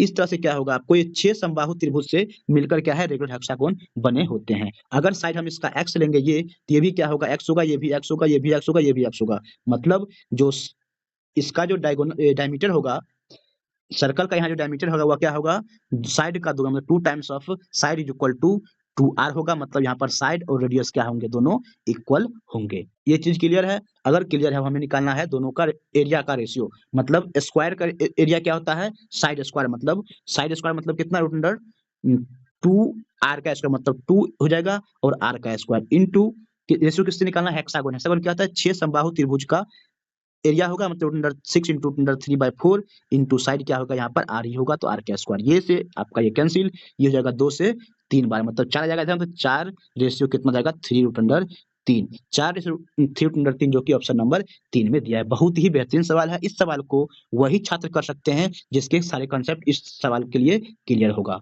एग्जाम में देखिए, अगर मान लेते हैं मैथ के अगर 25 सवाल पूछे जाते हैं, तो 20 सवाल ऐसे हैं जो हर एक बच्चे, ऑलमोस्ट हर एक बच्चे सॉल्व कर देते हैं। लेकिन 5 सवाल कुछ ऐसे होते हैं जो एवरेज बच्चे सॉल्व नहीं कर पाते, जिसकी प्रिपरेशन अच्छी है, जिसकी पकड़ अच्छी होती है, वही सॉल्व कर पाते हैं, और जो ये एक्स्ट्रा 5 सवाल को सॉल्व करते हैं उसका सिलेक्शन के चांसेज बहुत ज़्यादा बढ़ जाते हैं। तो आप इस तरह के सवाल से प्रैक्टिस कर ले कि जो कुछ भी पूछ दे एग्जाम में आप 100% सॉल्व करके आएँगे। तो चलिए अगले सवाल को हम लोग देखते हैं। कहा गया है 3 संख्याओं का औसत कितना है, 6 है। यदि पहली 2 संख्याओं का औसत कितना है, 5 है, और अंतिम 2 संख्याओं का औसत कितना है, 8 है, तो तीनों संख्या ज्ञात करनी है। देखिए मान लेते हैं अगर ए पहली संख्या ए है, बी है और सी है। तीनों संख्याओं का औसत मतलब 6 है, तो इसका योग कितना होगा, 6 को 3 से मल्टीप्लाई कर देंगे तो 18। पहली 2 संख्या का औसत मतलब मान लेते हैं ए प्लस बी, पहली 2 संख्या है हमारा, इसका औसत मतलब 5 है, मतलब सम कितना जाएगा, 10। यहाँ से हम सी कितना जाएगा आपका, ए प्लस बी 18 है, ए प्लस बी कितना है, 10 है, सी कितना आपका आ जाएगा, 8 आ जाएगा। अब क्या है, अंतिम 2 संख्याओं का औसत मतलब बी प्लस सी दिया है। बी प्लस सी कितना आ जाएगा आपका, 16 हो जाएगा। बी प्लस सी का 16 हो गया, तो ए कितना आपका आ जाएगा, ये आ जाएगा आपका 16, 18 माइनस 16 मतलब 2 आ जाएगा। सी और ये आ गया कितना आपका 8, 2, तो बी कितना आपका आ जाएगा, 8 प्लस 2 10 माइनस 18, मतलब 18 माइनस 10 करेंगे कितना जाएगा, 8। ठीक है, मतलब ए आ जाएगा 2, 8, 8, जो कि ऑप्शन नंबर 3 सही होगा। अगले सवाल में कहा गया है, दिए गए डाटा के आधार पर शहर ए का साक्षरता प्रतिशत क्या है, आपको वो निकालना। देखिए शहर ये ए है, कुल पॉपुलेशन कितना यहाँ पर 200 है, 200 में से 150 लोग क्या है, साक्षर है, मतलब लिटरेट है। 200 में से 150, इसी का परसेंटेज निकालना है, 100 से मल्टीप्लाई के दो जो है कैंसिल, मतलब 150 बटे 2 मतलब 75% क्या है, लिटरेसी रेट है शहर ए में, सिटी ए में। सिंप्लीफिकेशन का सवाल है, सिंपल सवाल है। देखिए सबसे पहले क्या करेंगे हम लोग, ब्रैकेट के अंदर को सॉल्व करेंगे, ब्रैकेट के अंदर को सॉल्व करेंगे मतलब पहले डिवाइड कर लेंगे, ये कितना जाएगा आपका 4, 4 को 8 से मल्टीप्लाई कर देंगे कितना जाएगा आपका 32। ठीक है, ये आपको हो जाएगा, या 4 4 को 8 से मल्टीप्लाई कर देंगे 32 हो जाएगा, मतलब 24 डिवाइडेड बाय 20 माइनस 32 मतलब माइनस, सॉरी 24 है यहाँ पर, 24 यहाँ पे कितना है 20 और माइनस कितना जाएगा 32 मतलब माइनस का 12, मतलब ये जाएगा आपका 2 माइनस का 2, जो कि ऑप्शन नंबर 4 में दिया हुआ है।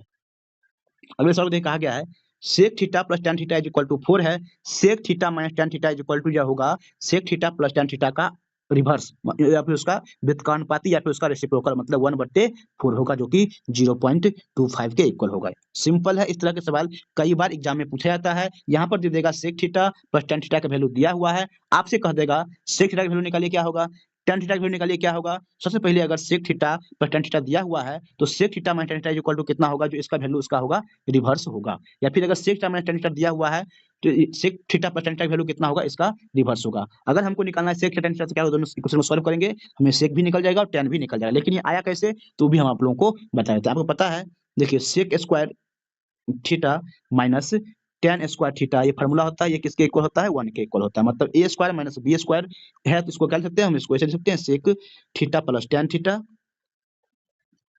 Into sec theta minus tan theta. ठीक है, अगर सेक थीटा tan थीटा दिया हुआ है, sec theta minus tan theta is equal to कितना जाएगा, 1 जो ये वैल्यू रहेगा निकालना, उसका एक दूसरे का उल्टा होगा। सिंपल है, समझ गए होंगे। समझ में गए हैं तो वीडियो को लाइक कर दीजिए, चैनल को अवश्य ही सब्सक्राइब कर दीजिए, एक प्यारा सा कमेंट भी कर दें। देखिए कहा गया, यदि 19 इंटू 23 इज इक्वल टू 437 है, तो 190 इंटू 0.23 का वैल्यू कितना होगा, वो निकालना है। सीधा क्या करना है, 19 इंटू 23 से मल्टीप्लाई किया कितना 437 होता है। सिर्फ डेसिमल का खेल, डेसिमल कहाँ देना है, देखिए यहाँ पर क्या है, 3 डिजिट के बाद डेसिमल देना होगा, इसमें 3 जगह डेसिमल देना, लेकिन यहाँ देखिए एक जीरो एक्स्ट्रा है, मतलब सिर्फ 2 डिजिट के बाद ही डेसिमल देंगे, मतलब 0.37 आपका आंसर होगा, जो कि ऑप्शन नंबर 4 में है। अगले सवाल देखिए, कहा गया स्टेटमेंट बेस्ड है, कहा गया how old is Mrinal. Mrinal का एज कितना है वो आपको निकालना है दो स्टेटमेंट के हेल्प से। देखिए मृणाल मदर क्या है, 20 ईयर्स ओल्डर देन हिम, मतलब मृणाल का एज अगर एक्स है तो मृणाल की मदर का जो एक्स एज होगा, इसके मदर का जो एज होगा इसके से क्या होगा, 20 वर्ष ज्यादा है। क्या हम यहाँ से फर्स्ट इक्वेशन से मृणाल का पता कर सकते हैं? नहीं कर सकते। आगे देखिए मिनरल्स सॉरी मृणाल ब्रदर्स जो एज है 3 ईयर यंगर देन हिम, जो मतलब मृणाल से जो क्या है इसका भाई 3 वर्ष छोटा है। यहाँ से भी निपटा कर सकते हैं, मतलब 1 और 2 दोनों के दोनों क्या है हमारा आंसर देने के लिए साथ में पर्याप्त नहीं है, कुछ और स्टेटमेंट की आवश्यकताएं या कुछ और डाटा की आवश्यकताएं होगी आंसर देने के लिए। अगले सवाल को देखिए, बहुत ही बेहतरीन सवाल है। कहा गया है पीटर नगर ए से आता है और पॉलर क्या है, पॉल जो है नगर बी में का रहने वाला है और बी से वह ए की तरफ आता है। अब क्या है, वे एक ही समय पर एक ही मार्ग से एक दूसरे के शहर के लिए ये अपनी यात्रा शुरू करते हुए रास्ते पर कहीं मिलते हैं और अपनी यात्रा जारी रखते हैं। पॉल से मिलने के बाद पीटर को अपने गंतव्य स्थान तक पहुंचने के लिए 13.5 घंटे का समय लगता है, जबकि पॉल को पीटर के शहर तक पहुंचने में 6 घंटे का समय लगता है। तो पीटर की गति दे दिया है 30 किलोमीटर प्रति घंटा, तो पॉल की गति निकालना है। देखिए इस तरह के सवाल में क्या करते हैं, जो दोनों का जो स्पीड का रेशियो होगा, मतलब मिलने के बाद का अगर समय दिया हुआ होता है तो दोनों का स्पीड का जो रेशियो होगा, मतलब मानते हैं अगर स्पीड S1 है, एक का स्पीड S2 है, तो क्या होगा रूट अंडर जो दोनों के द्वारा लिया गया टाइम का, यहाँ पर S1 लिया है तो यहाँ पर क्या लेंगे S2, T2 और T1। ये इक्वेशन आपको बिल्कुल ध्यान रखना है। इस तरह के सवालों को इस तरह से डायरेक्टली हम लोग सॉल्व कर सकते हैं। मतलब पहले वाले का जो स्पीड होगा यहाँ पर क्या लिखेंगे नीचे में, टाइम उसके द्वारा लिया गया टाइम मिलने की बाद की टाइम जो होगा वो, और सेकंड वाले का स्पीड जो होगा ऊपर आ जाएगा यहाँ पर टाइम जो मिलने के बाद का लिया गया टाइम होगा। तो देखिए कहा गया है एक का स्पीड क्या है, अगर पीटर का स्पीड दे दिया है 30 किलोमीटर प्रति घंटा, हमें क्या निकालना है, पॉल का स्पीड निकालना है। ठीक है, तो अब देखिए यहाँ पर कहा गया है वे रास्ते पे मिलते हैं, पीटर अपने गंतव्य स्थान तक 13, देखिए पीटर का समय, अब सबसे पहले ले लीजिए स्पीड ले लेते हैं हम लोग किसका, पीटर का। तो पीटर का स्पीड कितना है 30 किलोमीटर। यहाँ पर क्या जाएगा, पाउल का स्पीड हमें निकालना है, is equal to root under, यहाँ पर क्या होगा पाउल के द्वारा लिया गया समय। तो क्या, जबकि पाउल क्या है 6 घंटा लेता है तो 6 हो जाएगा, यहाँ पर क्या है पीटर के द्वारा मिलने के बाद लिया गया समय, मतलब 13.5, मतलब इसको लिख सकते हैं हम 27/2, मतलब 2 चल जाएगा आपका ऊपर। सिंपल है, अब इसको आप सिंप्लीफाई कर लीजिए, आपका आंसर आ जाएगा। ठीक है, मतलब इसको आप करेंगे हम, या ऐसे कर लेते हैं, तो काट लेते हैं, 3 से काट देंगे 2 और ये हो जाएगा आपका 9, मतलब ये रूट अंडर कितना है 4/9 है। आप क्या कीजिए, आप स्क्वायरिंग बोथ साइड कीजिए, आपका आंसर आ जाएगा, मतलब पॉल का स्क्वायर ये मतलब 900 और ये कितना जाएगा आपको, ये जाएगा नीचे में 4 जाएगा नीचे में और 9 चल जाएगा ऊपर में, और ये इधर कितना है पाउल की स्पीड का स्क्वायर है, तो ये आप कर दीजिए इधर रूट में। सिंपल है, मतलब पाउल का स्पीड आपका आ जाएगा, मतलब आपका ये हो जाएगा 30, ये आपका हो जाएगा 3 इंटू 3 और ये हो जाएगा 4 से निकालेंगे तो 2, मतलब 90/2 मतलब 45। ऑप्शन नंबर 2 आपका करेक्ट है। ये भी बेहतरीन सवाल था, एग्जाम में आरआरबी के द्वारा पूछा गया था। बहुत सारे बच्चों का पसीना इस तरह के सवाल में छूट जाएंगे अगर उनको सही कंसेप्ट पता नहीं हो तो। अब देखिए हमारा अगला पाइप और सिस्टम का बहुत ही बेहतरीन सवाल है। कहा गया 2 पाइप पी और बी एक टंकी को क्रमशः 37.1/2 मिनट और 45 मिनट में भर सकता है, तो दोनों पाइप खुले हुए हैं, टंकी 30 मिनट में भर जाएगी यदि पाइप बी को 10 मिनट तक बंद कर दिया जाता है। तो देखिए पाइप पी क्या है, मतलब 75/2 घंटे में मिनट में भर देता है, जबकि पाइप बी क्या है इसको 45 मिनट में भर देगा। 75 और 45 का आप एलसीएम ले लीजिए, मतलब 75 हो जाएगा आपका 25 या 75 और ये जगह 9 25 नामा दोस्तों कितना हो जाएगा 25, ये आपका हो जाएगा एलसीएम। पी की क्षमता कितनी हो जाएगी 225, मतलब ये हो जाएगा 3 दूनी 6 हो जाएगा क्षमता पी की। बी की क्षमता कितना जाएगा 5, यहाँ तक क्लियर है, मतलब बी की क्षमता हो जाएगी 5। अब आगे सवाल में कहा गया है टंकी क्या है सिर्फ 30 मिनट में भर जाती है यदि बी को 10 मिनट के बाद बंद कर दिया जाता है, मतलब बी को कुछ समय चलाता है उसके बाद बंद कर दिया जाता है, तो उसके बाद क्या होगा टंकी मतलब इस कारण से 30 मिनट में ही भर जाएगी। देखिए 30 मिनट में भरने के लिए क्या करना पड़ेगा आपको, पी को कंटिन्यू 30 मिनट तक काम को करने पड़ेंगे, पी को 30 मिनट कंटिन्यू काम को करने पड़ेंगे, मतलब आपका हो जाएगा कितना, ये आपको 30 मिनट में कितना यूनिट भर देगा 180 यूनिट क्या होगा पी अकेले 30 मिनट में भर देंगे। बचे कितने काम 225 में से 180 यूनिट सिर्फ अकेले पी किया है, तो काम कितना बच गया, ये हो जाएगा आपका 4, मतलब 45 यूनिट काम बचा हुआ है। 45 मिनट काम क्या कौन किया होगा, सिर्फ अकेले बी किया होगा, मतलब 45/4 5 मतलब 9 मिनट ही सिर्फ क्या हुआ ए काम को, मतलब 9 मिनट ही सिर्फ क्या है बी काम को किया, मतलब 9 मिनट ही के बाद क्या होता है बी को बंद कर दिया जाता है, जो कि आंसर ऑप्शन नंबर 1 होगा। समझ में आया है तो वीडियो को अवश्य लाइक कर दें, इस तरह से आप सॉल्व करने का बेहतरीन तरीका है। अब देखिए अगले सवाल में कहा गया है, दी गई सूचना को पढ़िए और इसके आधार पर प्राप्त होने वाले उचित निष्कर्ष का चयन कीजिए। देखिए कहा गया है नीट के इस परीक्षा में भाग लेने वाले अभ्यर्थियों के लिए निम्नलिखित शर्तें दी गई है। 3 शर्त दिया गया है, नीट में भाग लेने वाले अभ्यर्थी का 3 शर्त दिया गया है। पहला शर्त क्या है, परीक्षार्थी को 12वीं कक्षा में जीव विज्ञान मतलब बायोलॉजी, भौतिकी और रसायन शास्त्र वर्ग में न्यूनतम 50% के साथ उत्तीर्ण होना आवश्यक है। शर्त नंबर 1 ये हो गया। सेकंड नंबर क्या है, 31 मार्च 2018 को परीक्षार्थी की आयु क्या है 17 वर्ष होनी चाहिए। 31 मार्च 2018 को परीक्षार्थी की आयु कितना होना चाहिए 17 वर्ष। सेकंड कंडीशन हो गया। थर्ड कंडीशन कहा गया परीक्षार्थी द्वारा कक्षा 12वीं में जीव विज्ञान, भौतिकी और रसायन शास्त्र विज्ञानों में मतलब का चयन होना चाहिए। मतलब 3 कंडीशन दे दिया। एक कंडीशन क्या है, बायोलॉजी, फिजिक्स और रसायन शास्त्र में 50% अंक होने चाहिए।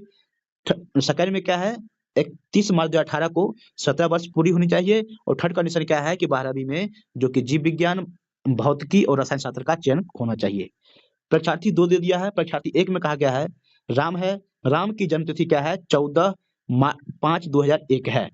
उसने गणित, भौतिकी और रसायन एवं जीव विज्ञान है में क्या है 40% अंक प्राप्त करते हैं। हम एज यहाँ पर नहीं देखेंगे, यहाँ पर क्या है सिर्फ परसेंटेज कितना है 40, लाना कितना था 50%। तो ये क्या है परीक्षार्थी, ये क्या है अभ्यर्थी नहीं हो सकते हैं नीट परीक्षा में बैठने के लिए। सेकंड परीक्षार्थी कौन है, श्याम की जन्म तिथि क्या है 16 अगस्त 2000 है। उसने रसायन, भौतिकी और रसायन शास्त्र में 60% अंक प्राप्त किया है।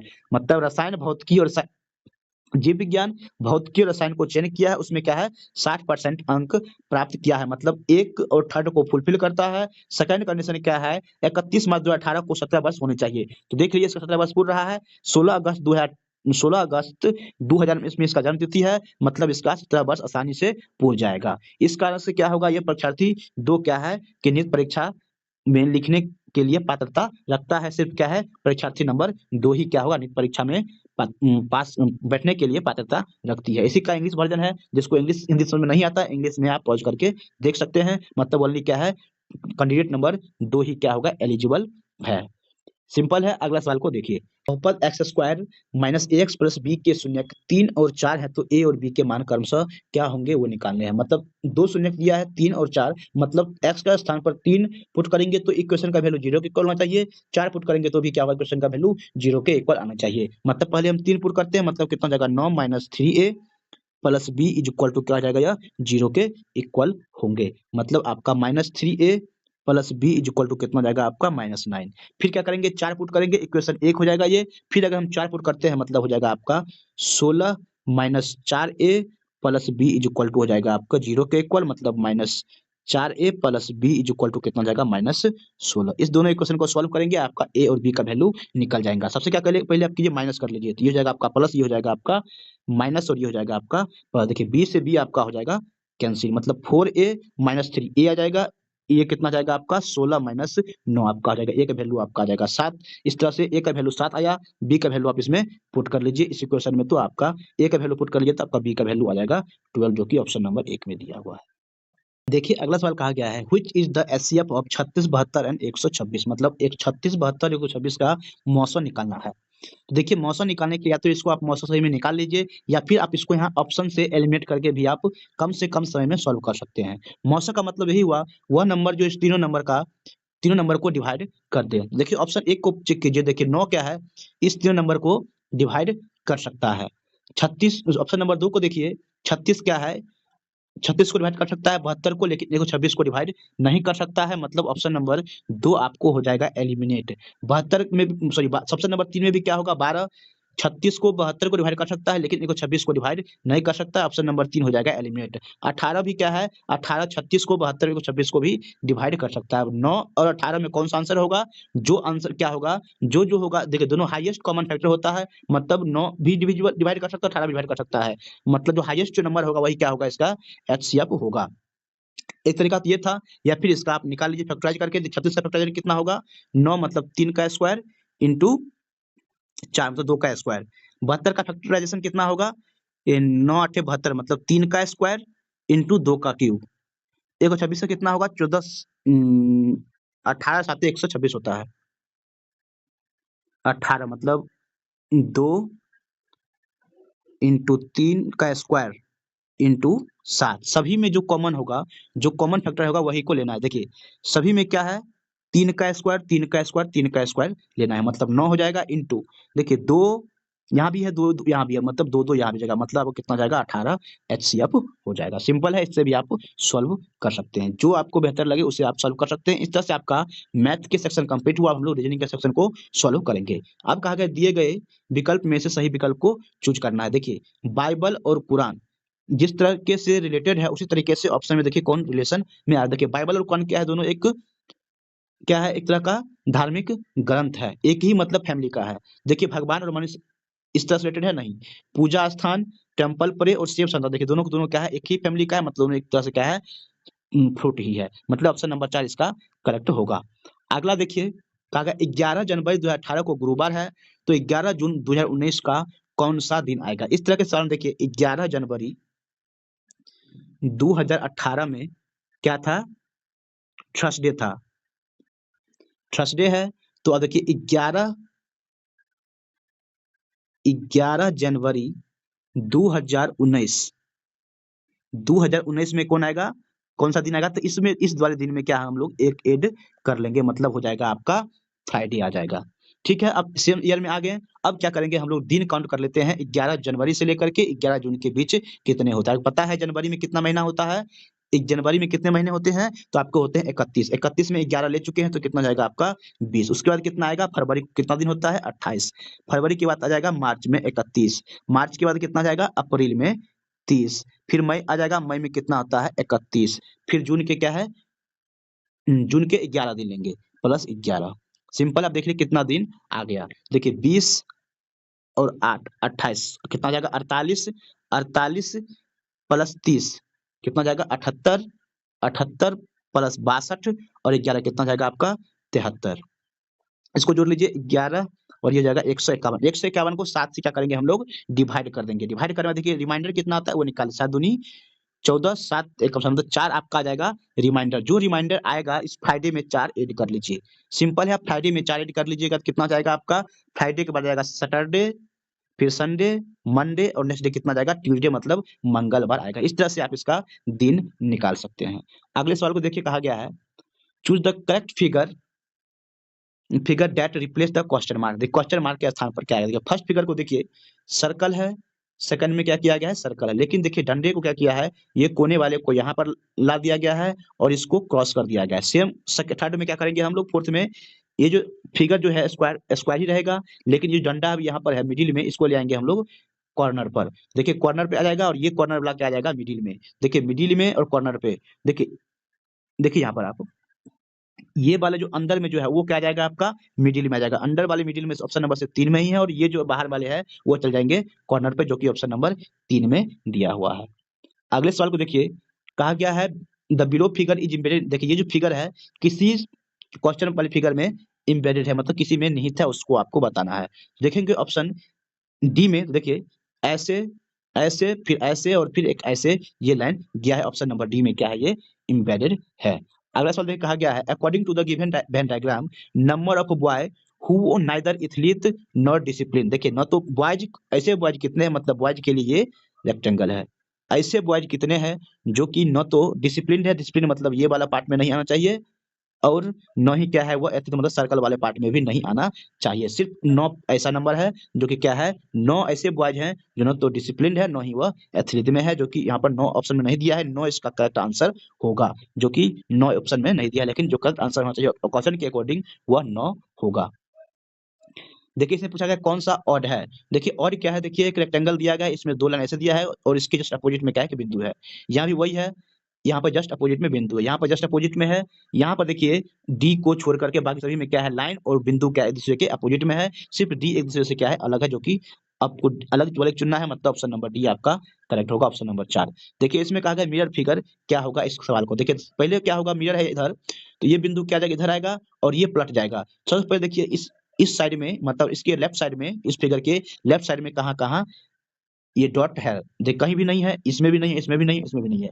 बिना कुछ किए ज़्यादा दिमाग लगाए हुए भी आप इसको सॉल्व कर सकते हैं। देखिए आगे कहा गया है, नीचे दिए गए अनुक्रम में प्रत्येक पद को बाईं ओर से उसकी स्थिति के अनुसार क्रमित किया गया है। मतलब आर को 1 कहा गया है, प्लस को 2 कहा गया है, जे को 3, इस तरह से संख्या सबको प्रदर्शित कहा गया है। तो कहा गया है तो प्रतीक के लिए निर्धारित संख्याओं का कुल योग, मतलब प्रतीक कौन-कौन से देखिए, जैसे कि यहाँ पर डॉलर हो गया, हैच हो गया, इस सभी का योग कितना होगा वो निकालने हैं। देखिए प्लस के लिए कितना लिखेंगे हम लोग, 2 लिखेंगे प्लस। उसके बाद देखिए डॉलर संख्या कितना आ जाएगा, 2 है तो 3, 4, 5, 6 लिखा जाएगा। तो हज के लिए कितना आ जाएगा, 7 आ जाएगा। फिर क्वेश्चन मार्क के लिए कितना आ जाएगा, 7 आ गया तो 8, 9, 10 आ जाएगा, प्लस 10 कर दीजिए। फिर देखिए स्टार के लिए कितना जाएगा, 11 आ जाएगा, प्लस एट द रेट के लिए कितना जाएगा, 13 आ जाएगा। इसी सभी का आपको निकालने हैं योग। ये कितना होगा, 8, 7, 15, ये हो जाएगा 25, 25 और 11 कितना जाएगा आपका 36, प्लस 13 कितना जाएगा 49, जो कि ऑप्शन नंबर 3 में दिया है। ऑप्शन नंबर 3 आपका करेक्ट होगा। अब देखिए select the word pair that is analogous to the given word. देखिए हॉर्स का पोनी दिया गया है, तो ऑप्शन में इस तरह से कौन एक दूसरे से रिलेटेड है। देखिए पोनी जो होता है हॉर्स का, सबसे जो जन्म लेता है जब हॉर्स, उसको कहा जाता है पोनी। पोनी के बाद क्या है, हॉर्स बड़े होकर के बन जाता है। तो उस तरह से क्या जाएगा, देखिए जो इंसेक्ट होता है उसको बचपन में जो पहले क्या होता है, लार्वा होता है, उसके बाद वह इंसेक्ट बनता है। इस तरह से ऑप्शन नंबर 1 करेक्ट होगा। अगले सवाल को देखिए, तार्किक सवाल है, कहा गया है कॉलेज परिसर में सेल फोन का प्रयोग सख्ती से निषेध है। मतलब कॉलेज परिसर में क्या है, सेल फोन का उपयोग करने की अनुमति नहीं है। अनुमान में कहा गया है कॉलेज परिसर में फोन का उपयोग करने वाले छात्रों को सख्ती से दंडित किया जाएगा। और अनुमान 2 में कहा गया है कॉलेज परिसर में किसी भी छात्र को फोन का प्रयोग करने से की अनुमति नहीं है। देखिए 2 और 1 क्या है, सेम ही है, लेकिन 2 एक स्टेटमेंट क्या है, ये दंडित करने की कहीं भी ऊपर में तर्क में नहीं दिया गया है। ऑप्शन नंबर क्या होगा, सिर्फ स्टेटमेंट 2 ही क्या है उसमें निहित है, मतलब ओनली 2 assumption इज इम्प्लिसिट। ठीक है, तो ऑप्शन नंबर 2 आपका करेक्ट होगा। अगला देखिए कहा गया है, ये कुआं है, कुआं से क्या है, पानी निकाला जाता है। तो ये क्या है, कोयले का खदान है, इससे क्या निकाल सकते हैं हम लोग, कोयला निकालते हैं, जो कि ऑप्शन नंबर 3 आपका करेक्ट होगा। आगे कहा गया है what is the minimum number of straight line required to construct the following figure. इस फिगर को बनाने के लिए कितने मिनिमम लाइन की जरूरत होगा। तो देखिए एक स्क्वायर मतलब रेक्टेंगल ये हुआ, ठीक, इसमें 4 लाइन की जरूरत पड़ेगी। उसके बाद देखिए एक आपका ये हुआ, इसमें भी 4 लाइन की जरूरत पड़ेगा। एक इसके अंदर में हुआ, इसमें भी क्या है, 4 लाइन की जरूरत पड़ेगा, और एक एक्स्ट्रा लाइन ये है, देख रहे हैं, ये एक एक्स्ट्रा लाइन है, इसमें भी एक जरूरत पड़ेगा। मतलब 12 1 13 लाइनें की, मतलब मिनिमम पूछा गया तो मिनिमम कितना होगा, 13 लाइन होगा। देखिए आगे कहा गया है मोस्टली लेयर, लॉयर मतलब लॉयर है, मोस्टली लॉयर क्या है आपका फीमेल है, ये लॉयर वाला पार्ट है, ये फीमेल हो गया। सम फीमेल्स क्या है, मदर है। आगे कहा गया है सम मदर्स आर फीमेल, देखिए सम मदर्स आर फीमेल, ये सही है, मतलब सम मदर्स आर फीमेल का पार्ट ये है। आगे कहा गया सम लॉयर्स आर मदर, देखिए सम लॉयर्स आर मदर ऐसा कहीं नहीं है, मतलब only one conclusion is flow, मतलब फ्लो कर रहा है। अगला देखिए मिसिंग नंबर के स्थान पर क्या आएगा, ये पूछा गया। देखिए पहले 4 है, फिर क्या है 12, मतलब 4 ऐड हो गया, फिर 12 में 4 ऐड करेंगे तो 16 हो जाएगा, 16 में फिर 4 ऐड करेंगे तो 20 हो जाएगा, 20 में 4 ऐड करेंगे तो 24 आ जाएगा, मतलब ऑप्शन नंबर 4 करेक्ट है। देखिए इसको पढ़ लीजिए। आगे देखिए कहा गया है, सेम है, ये इंग्लिश पार्ट है आपका, इंग्लिश पार्ट ये है, हिंदी पार्ट जो था। देखिए कहा गया U is 9 meter toward the east of city भी। देखिए सिटी भी से 9 मीटर क्या है, ईस्ट में यू है। W is 5 meter toward the south of U. देखिए यू का साउथ किधर होगा, इधर होगा। यू का साउथ क्या है, 5 मीटर क्या है, इसके साथ में W है, मतलब इधर ईस्ट होता है, इधर वेस्ट होगा, इधर नॉर्थ होगा, और इधर आपका साउथ होगा। X is 3 meter toward the west of W। West इधर हो जाएगा, मतलब X जो है 3 मीटर W के वेस्ट में है। Y जो है 5 meter toward the north of X। X का नॉर्थ में 5 मीटर, मतलब देखिए ये 5 है, तो यहाँ पर क्या आ जाएगा आपका Y आ जाएगा, ये 5 मीटर है। Z जो है 7 meter toward the south of X। देखिए X क्या है, यहाँ पर है, इसके साउथ इधर हो जाएगा, इसके साउथ में क्या है, 7 मीटर में क्या है, Z है। पूछा क्या है, which city lies on the straight line. देखिए X Y Z, मतलब Y X Z क्या है, स्ट्रेट लाइन में है, तो ऑप्शन नंबर 4 आपका करेक्ट होगा। अगले सवाल को देखिए कहा गया है 15 जनवरी 2017 को X की आयु कितनी थी। 15 जनवरी 2017 की X की आयु कितनी थी, आपको वो निकालना है स्टेटमेंट 1 और 2 के हेल्प से। देखिए X अपने भाई Y से 50 वर्ष बड़ा है, ठीक, अब कहा गया सेकंड में y अपनी माँ से 20 वर्ष छोटा है। क्या आपको स्टेटमेंट 1 और 2 के हेल्प से बता सकते हैं? तो नहीं, ना तो 1 और ना ही 2, दोनों को अगर कंबाइन भी करने के बाद भी क्या होगा, x की आयु को पता हम लोग नहीं कर सकते हैं। अगले सवाल देखिए कहा गया है ये फिगर प्रॉब्लम फिगर किसमें एम्बेडेड है? तो देखेंगे ऑप्शन नंबर बी में, इसको रोटेट करने के बाद ये फिगर आपको ऑप्शन नंबर बी में अवेलेबल है। देखिए अगला सवाल में कहा गया एक आदमी एक चित्र को देखकर कहता है, मतलब एक आदमी है, वह मेरे ससुर, मतलब एक आदमी का ससुर का मतलब क्या हो जाएगा, उसके पत्नी के पिताजी, इसके पत्नी के फादर, ससुर की एकलौती पोती, मतलब father's in law's only granddaughter, मतलब सिर्फ और सिर्फ एक ही ग्रैंड डॉटर है, मतलब इसकी बेटी होगी, बेटी का एक ही बेटी है। तो how got related in the portrait to the woman's wife, मतलब इस वाइफ से कैसे रिलेटेड है, तो मतलब ये क्या है, इसकी पुत्री है, मतलब डॉटर है। ऑप्शन नंबर एक आपका करेक्ट होगा।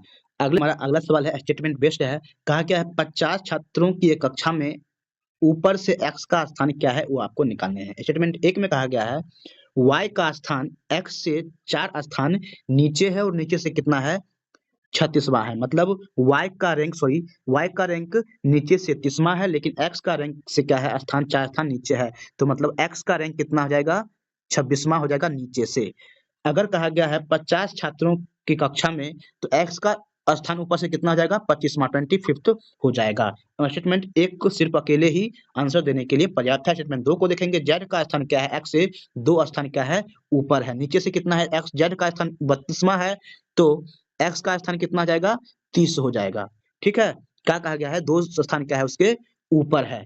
ठीक है, तो यहाँ से आप x का भी ऊपर से स्थान निकाल सकते हैं, मतलब या तो 1 या फिर 2, दोनों अलग-अलग क्या है आंसर देने के लिए सफिशिएंट है। अगले सवाल को देखिए कहा गया है निम्नलिखित अनुक्रम का प्रयोग करते हुए यह निर्धारित करें कि दिया गया कौन सा विकल्प इस समूह में नहीं है। 4 तरह से विकल्प दिए गए हैं, समूह एक पैटर्न फॉलो कर रहा है, देखिए 3 है, Q है, 2 है। देखिए 3 कहाँ है, यहाँ पर देखिए 3 के बाद Q को लिया गया, मतलब 3 के बाद 3 के बाद क्या 3 जगह को छोड़ा गया है, फिर Q लिया गया, Q के बाद क्या है, फिर 3 3 नंबर है, उसके बाद फिर 2 को लिया गया। फिर देखिए 4 है, देखिए 4 कहाँ पर आता है आपको, 4 देखिए 4 आपका यहाँ पर है। 4 के बाद क्या है, H को लिया गया, मतलब 4 के बाद ये 3 हुआ, फिर H हुआ। फिर उसके बाद देखिए H के बाद M है, मतलब H के बाद फिर क्या है, 4 है। थर्ड को देखिएगा तो R है, R के बाद क्या है, E है। देखिए 3 छोड़ करके फिर E आता है, फिर E के बाद W, 1 2 3, ई के बाद देखिए 3 छोड़ के फिर क्या आता है, डब्ल्यू आता है, मतलब पहले नंबर फिर 3 छोड़ते हैं, फिर दूसरा नंबर फिर 3 छोड़ते हैं, फिर तीसरा जो भी नंबर आता है वो लेते हैं। सेकंड में वो फ्लो नहीं हो रहा है, एच के बाद 4 लेटर या फिर सिंबल का यूज किया गया है, जो कि ऑप्शन नंबर 2 अलग है एक दूसरे से। अगले सवाल देखिएगा, कहा गया है कुछ छात्र एक पंक्ति में बैठे हुए हैं। ठीक है, इस पंक्ति में कहा गया है एक्स का स्थान बाएं से 17वां है, मतलब एक्स का जो स्थान है बाएं से लेते हैं तो वो कितना होता है, 17वां आता है, जबकि y का स्थान दाहिने से क्या है, दाहिने से कितना है, y का स्थान 14वां आता है। ठीक है, यदि वे दोनों अपना स्थान परिवर्तित कर ले तो x का स्थान बाएं से 7वां हो जाता है। x का स्थान क्या है, बाएं से 7वां, मतलब x अब क्या हो जाता है, एक्स अब आपको यहाँ पे आ जाता है। ये क्या है, बाएं से क्या हो जाता है, 7वां हो जाता है, लेकिन दाएं से क्या होगा, ये 14वां होगा। कुल छात्र की संख्या कितनी हो जाएगी, 14 प्लस 7 कितना होगा, 21, और माइनस 1 कर लेंगे तो आपका हो जाएगा 20, जो कि ऑप्शन नंबर 4 आपका करेक्ट होगा। मतलब अगर बाएं से संख्या कुछ दिया हुआ है, स्थान दाहिने से दिया हुआ, उसको जो करके 1 माइनस करेंगे तो उसका टोटल छात्र की संख्या निकाला जाता है। सिंपल है। अगला सवाल को देखिए, ये लास्ट सवाल है, कहा गया है प्रॉब्लम फिगर है, ये किस फिगर में एम्बेडेड है वो आपको वो देख करके बताना। देखिएगा सी को देखिएगा तो आपको देखिए एक इस तरह से ये और ये इस तरह से बन रहा है, यानी इसको देखिए ऐसे ये बन रहा है और ये आपका एक लाइन जा रहा है, फिर यहाँ से एक ट्रायंगल इस तरह से बन रहा है, जो कि ऑप्शन नंबर सी में, ये फिगर सी में एम्बेडेड है। बाकी ऑप्शन ए, बी और डी में एम्बेडेड नहीं मिलेगा। इस तरह से आपको सारे सवालों को हम लोगों ने कंप्लीट करवा दिया। उम्मीद आज हम लोग इस वीडियो में एएलपी टेक्नीशियन 2018 के पेपर को सॉल्व करेंगे, जो कि 13 अगस्त 2018 का थर्ड शिफ्ट का पेपर है। इससे इस वीडियो में मैथ के सवाल को सॉल्व करेंगे, उसके बाद रीजनिंग के सवालों को सॉल्व करेंगे। तो पहला सवाल हम लोग देखते हैं, कहा गया है सबसे बड़ी बहन की आयु क्या है यदि 3 वर्ष के अंतराल पर जन्म लेने वाली 5 बहनों की आयु का योग 50 वर्ष है। सबसे बड़ी बहन की आयु पूछा गया है। देखिए अगर मान लेते हैं सबसे बड़ी बहन की आयु x वर्ष है, तो दूसरे बहन मतलब हर एक क्या है, 3 साल के अंतराल पे जन्म लेती है, मतलब सेकंड वाली क्या होगा, इससे 3 साल छोटी होगी। थर्ड वाली क्या होगा, इससे भी क्या होगा, 3 साल छोटी होगी। फोर्थ वाली क्या होगा, इससे भी 3 साल छोटी होगी, और फिफ्थ वाली क्या होगा भी, इससे भी 3 साल छोटी होगी, और 3-3 साल के अंतराल पे सभी जन्म लेती है। कहा गया है हमारे सवाल में सभी का योग 50 वर्ष है, मतलब हम सभी को योग निकालेंगे तो ये क्या आ जाएगा, 50 वर्ष आ जाएगा। मतलब x कितना है यहाँ पर 5 है, तो ये कितना हो जाएगा आपका 5x माइनस 3 माइनस 6 9 9 18 12 कितना आ जाएगा आपका माइनस 30। ये किसके बराबर है, तो 50 वर्ष के बराबर है। तो 5x इज इक्वल टू कितना आ जाएगा आपका 80 आ जाएगा, 50 प्लस 30 हो जाएगा 80। तो आपको यहाँ से x का वैल्यू कितना आ जाएगा 80/5 मतलब 16 आ जाएगी। 16 हमें x का वैल्यू निकालना है, जो कि क्या है, सबसे बड़ी बहन की आयु है, वही आपका आंसर होगा, ऑप्शन नंबर 1 आंसर होगा। अगले सवाल को देखिए, कहा गया है किसी खाली टैंक को एक पाइप 4 घंटे में भर सकता है, जबकि दूसरा पाइप भरी हुई टंकी को 10 घंटे में खाली कर सकता है। जब टंकी आधी खाली थी तो दोनों पाइप को एक साथ खोल दिया था, टंकी कितने घंटे में भर जाएगी। सबसे पहले क्या निकालते हैं, एक पाइप ए है, ये टंकी को भर देता है 4 घंटे में। दूसरी पाइप को मान लेते हैं बी है, ये क्या है 10 घंटे में खाली कर देता है, मतलब ये खाली करने वाला है। दोनों का हम क्या करेंगे, सबसे पहले एलसीएम ले लेंगे। 4 10 का एलसीएम कितना आ जाएगा 20। ए की क्षमता मतलब टैंक ए की क्षमता कितनी हो जाएगी 20/4 मतलब 5 यूनिट 1 घंटे में भरता है। बी की क्षमता कितनी हो जाएगी 2, 1 घंटे में 2 यूनिट खाली करता है। अगर मान लेते हैं 20 यूनिट क्या है हमारा टैंक की धारिता है, अगर ये आधी भरी हुई है मतलब 10 यूनिट भरी हुई है, हमें 10 यूनिट ही भरना पड़ेगा। 10 यूनिट भरना है तो कितने समय लगेंगे इसको भरने में। तो देखिए आप 1 घंटे में 5 यूनिट भरता है ए, दूस और क्या है 2 यूनिट खाली करता है, मतलब 1 घंटे में कितना हो जाएगा 3 यूनिट भराता है, तो 10 यूनिट भरने में कितना समय लगेगा, मतलब 10/3 कर लीजिए। तो क्या आ जाएगा आपका पूर्णांक में इसको कन्वर्ट कीजिए, मतलब 3 तिया 9, 3 पूर्णांक 1/3 मतलब 3 घंटा, और इसको आप 60 से मल्टीप्लाई कर दिया जाएगा आपको मिनट में, मतलब 3 घंटा 20 मिनट लगेंगे आधे टंकी को भरने में। सिंपल है, समझ में आ रहा है तो वीडियो को अवश्य ही लाइक कर दिया कीजिए। देखिए अगला सवाल कहा गया है एक त्रिभुज एबीसी में बी क्या है समकोण है। देखिए ट्रायंगल एक एबीसी हम सबसे पहले ड्रॉ कर लेते हैं। देखिए बी पर क्या है एक समकोण है, ये ए मान लेते हैं, ये हमारा हो जाएगा सी, सॉरी ये आपका हो जाएगा यहाँ पर सी। अब देखिए बीसी का जो लेंथ दिया हुआ है, बीसी आपका ये हुआ, बीसी दिया हुआ है 15 सेंटीमीटर, बीए का लेंथ दिया हुआ है 8 सेंटीमीटर। यदि त्रिभुज एबीसी का परिवृत्त बनाया गया तो वृत्त की त्रिज्या निकालना। देखिए परिवृत्त का मतलब क्या हो जाएगा आपका, इसके अंदर में क्या होगा ट्रायंगल होगा।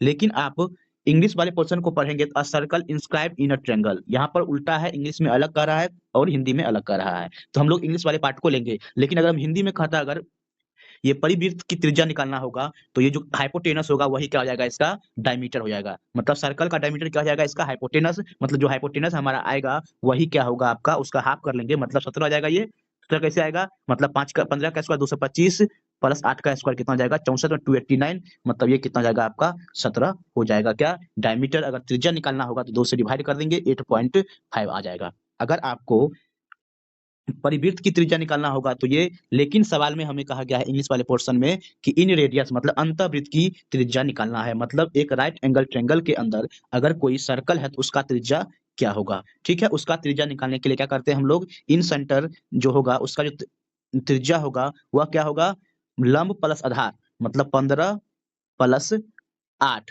माइनस जो कर्ण होगा मतलब हाइपोटेनस होगा उसको हम कर लेंगे माइनस, डिवाइडेड बाय क्या कर लेंगे 2। ठीक है, तो डिवाइड कर लेंगे हम 2 से, तो मतलब कितना जाएगा 23 माइनस 7 6 6/2 यानी क्या आ जाएगा आपका 3, यानी इन सर्कल का जो रेडियस होगा वह कितना हो जाएगा 3 सेंटीमीटर होगा। दोनों भी तरह के कुछ सवाल आएंगे तो आप इस तरह से आपको ध्यान रखना है इस कंसेप्ट को, दोनों ही तरह के सवाल को ऐसे आप सॉल्व कर सकते हैं। चलिए अगले सवाल को देखते हैं। अगला सवाल कहा गया है यदि किसी घन के किनारे को 2 सेंटीमीटर बढ़ा दिया जाए तो उसका आयतन क्या है 448 वर्ग सेंटीमीटर बढ़ जाता है, तो इस स्थिति में घन के किनारे की लंबाई क्या होगी। देखिए जब कभी भी इस तरह के सवाल आते हैं तो आप ऑप्शन पुट कर करके सॉल्व कर लीजिए, ऑप्शन के हेल्प से आप सॉल्व कीजिए, आसान होगा सॉल्व करने में, कम से कम समय में आप इस तरह के सवालों को सॉल्व कर सकते हैं। ऑप्शन कैसे पुट करेंगे, कहा क्या गया है, अगर ऑप्शन मान लीजिए हम सेकंड ऑप्शन लेते हैं, सेकंड ऑप्शन चूज करते हैं, मतलब क्या है 7 है, अगर पहले 7 था तो इसका आयतन कितना होगा 7 का क्यूब, लेकिन 2 सेंटीमीटर बढ़ा देते हैं मतलब 9 हो जाएगा 9 का क्यूब, इसका जो अंतर होगा 448 दिया हुआ है। अगर यह घटाने के बाद 448 आता है तो वह आपका ऑप्शन करेक्ट होगा। तो इसे घटाएंगे तो कितना हो जाएगा 729 माइनस 343, ये क्या होगा 448 नहीं आएगा। उसी तरह से देखिए ऑप्शन नंबर 3 पुट कीजिएगा तो पहले क्या था 9 था, इसमें 2 बढ़ा देंगे तो क्या जाएगा 11 का क्यूब। इसको भी घटाएंगे 448 नहीं आएगा, उससे आप ऑप्शन नंबर 1 पुट कीजिएगा, मतलब 8 में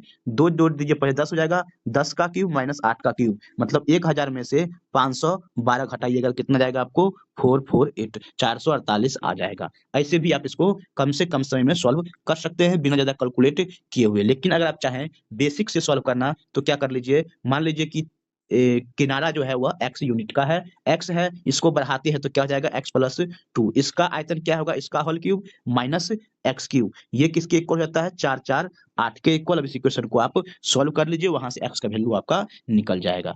ठीक है, चलिए अगले सवाल को देखते हैं।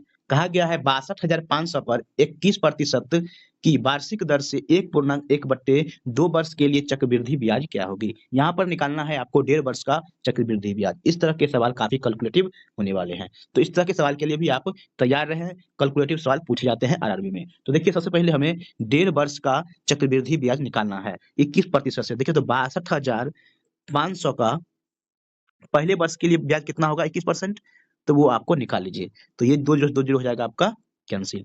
फर्स्ट ईयर के लिए आप 21 से इसको कर लीजिए मल्टीप्लाई, 21 से कितना होता है 105, 10 रहेगा कैरी, 42 10 कितना जाएगा 52, 2 हाथ में 126 प्लस 126 प्लस 5, 126 प्लस 5 कितना जाएगा आपका 131, मतलब 13,125 क्या हो जाएगा फर्स्ट ईयर का हो जाएगा।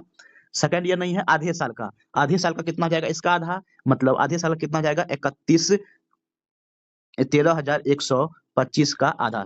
ये क्या हो जाएगा हाफ ईयर के लिए, लेकिन हाफ ईयर में भी क्या होगा, इसका क्या है कि 21.5% का आधा लगेगा, तो इसका भी क्या होगा सेकंड ईयर में, मतलब हाफ ईयर में इसका भी क्या होगा 21% आपको निकालने हैं। 21% आप पहले निकाल लीजिए, तो ये हो जाएगा आपको, फिर इसको आप 21 से मल्टीप्लाई कीजिए, थोड़ा कैलकुलेटिव है। देखिए 21 पांचे कितना जाएगा आपका 105, 21 पांचे 105, हाथ में रहा आपका 10, 42 10 कितना जाएगा 52, 2 5 21 5 26, 2 21 या 63, 2 कितना जाएगा आपका 65, 6 21 चौ कितना जाएगा 27, 2 डिजिट के बाद डेसिमल। इसको आप क्या करेंगे आप, ये तो था पूरे वर्ष का, लेकिन आधे वर्ष का निकालना है, इसको भी क्या करेंगे 2 से डिवाइड, मतलब आपको इस सभी को आप सब कीजिएगा तो वही क्या आ जाएगा चक्रवृद्धि ब्याज।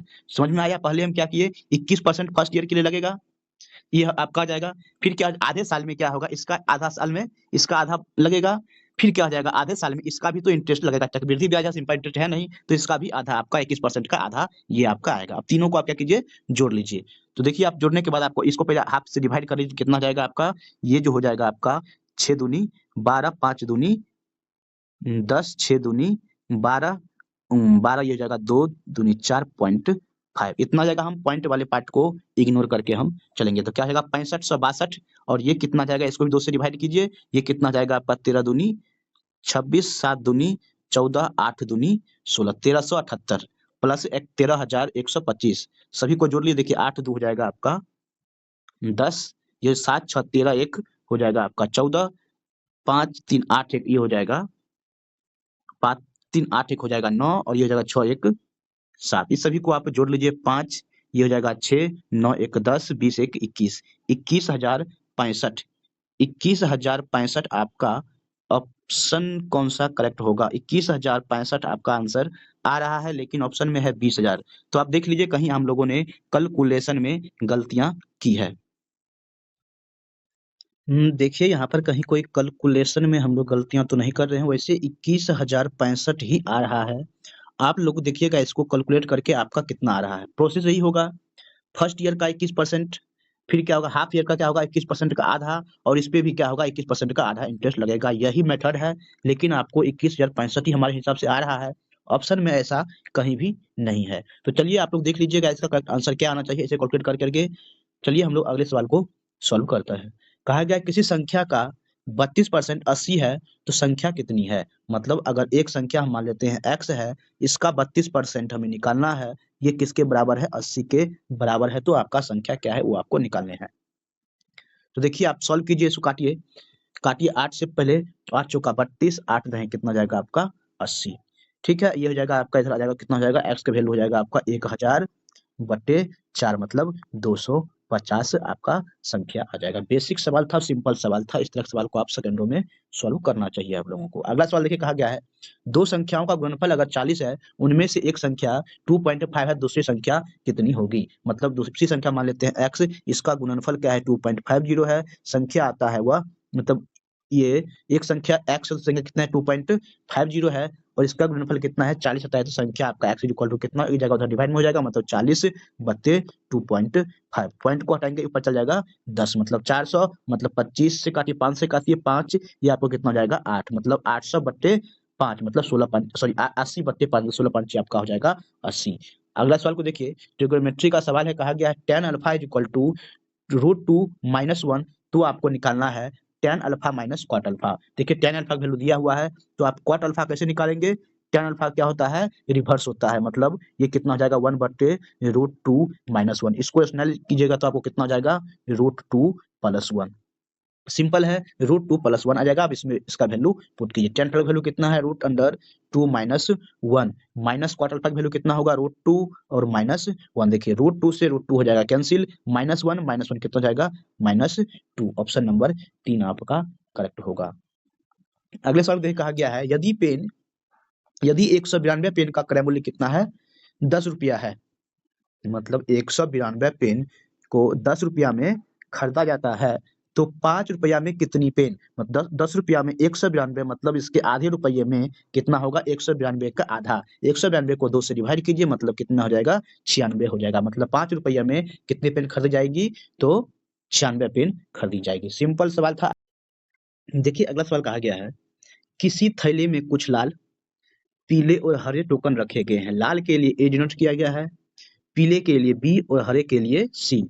यदि ए अनुपात बी जो दिया है 3:8 है, बी अनुपात सी दिया है 6:13, तो ए अनुपात बी अनुपात सी का मान क्या होगा? ये निकालना है, मतलब रेशियो को कंबाइन करना है। देखिए ए रेशियो बी आपको दे दिया है कितना? 3:8, जबकि बी अनुपात सी कितना दे दिया है? 6:13। देखिए ए बी सी कब कंबाइन कर सकते हैं? देखिए यहाँ पर बी कितना, यहाँ पर 8 और यहाँ पर बी कितना है? 6, मतलब यहाँ पर बी और यहाँ पर भी बी इक्वल होने चाहिए। इक्वल कैसे आएंगे? 8 और 6 का एलसीएम कितना होता है? 24, मतलब हम इसको 3 से मल्टीप्लाई और इसको हम 4 से मल्टीप्लाई कर लेते हैं। अगर 3 से मल्टीप्लाई करने रेशियो कितना आ जाएगा?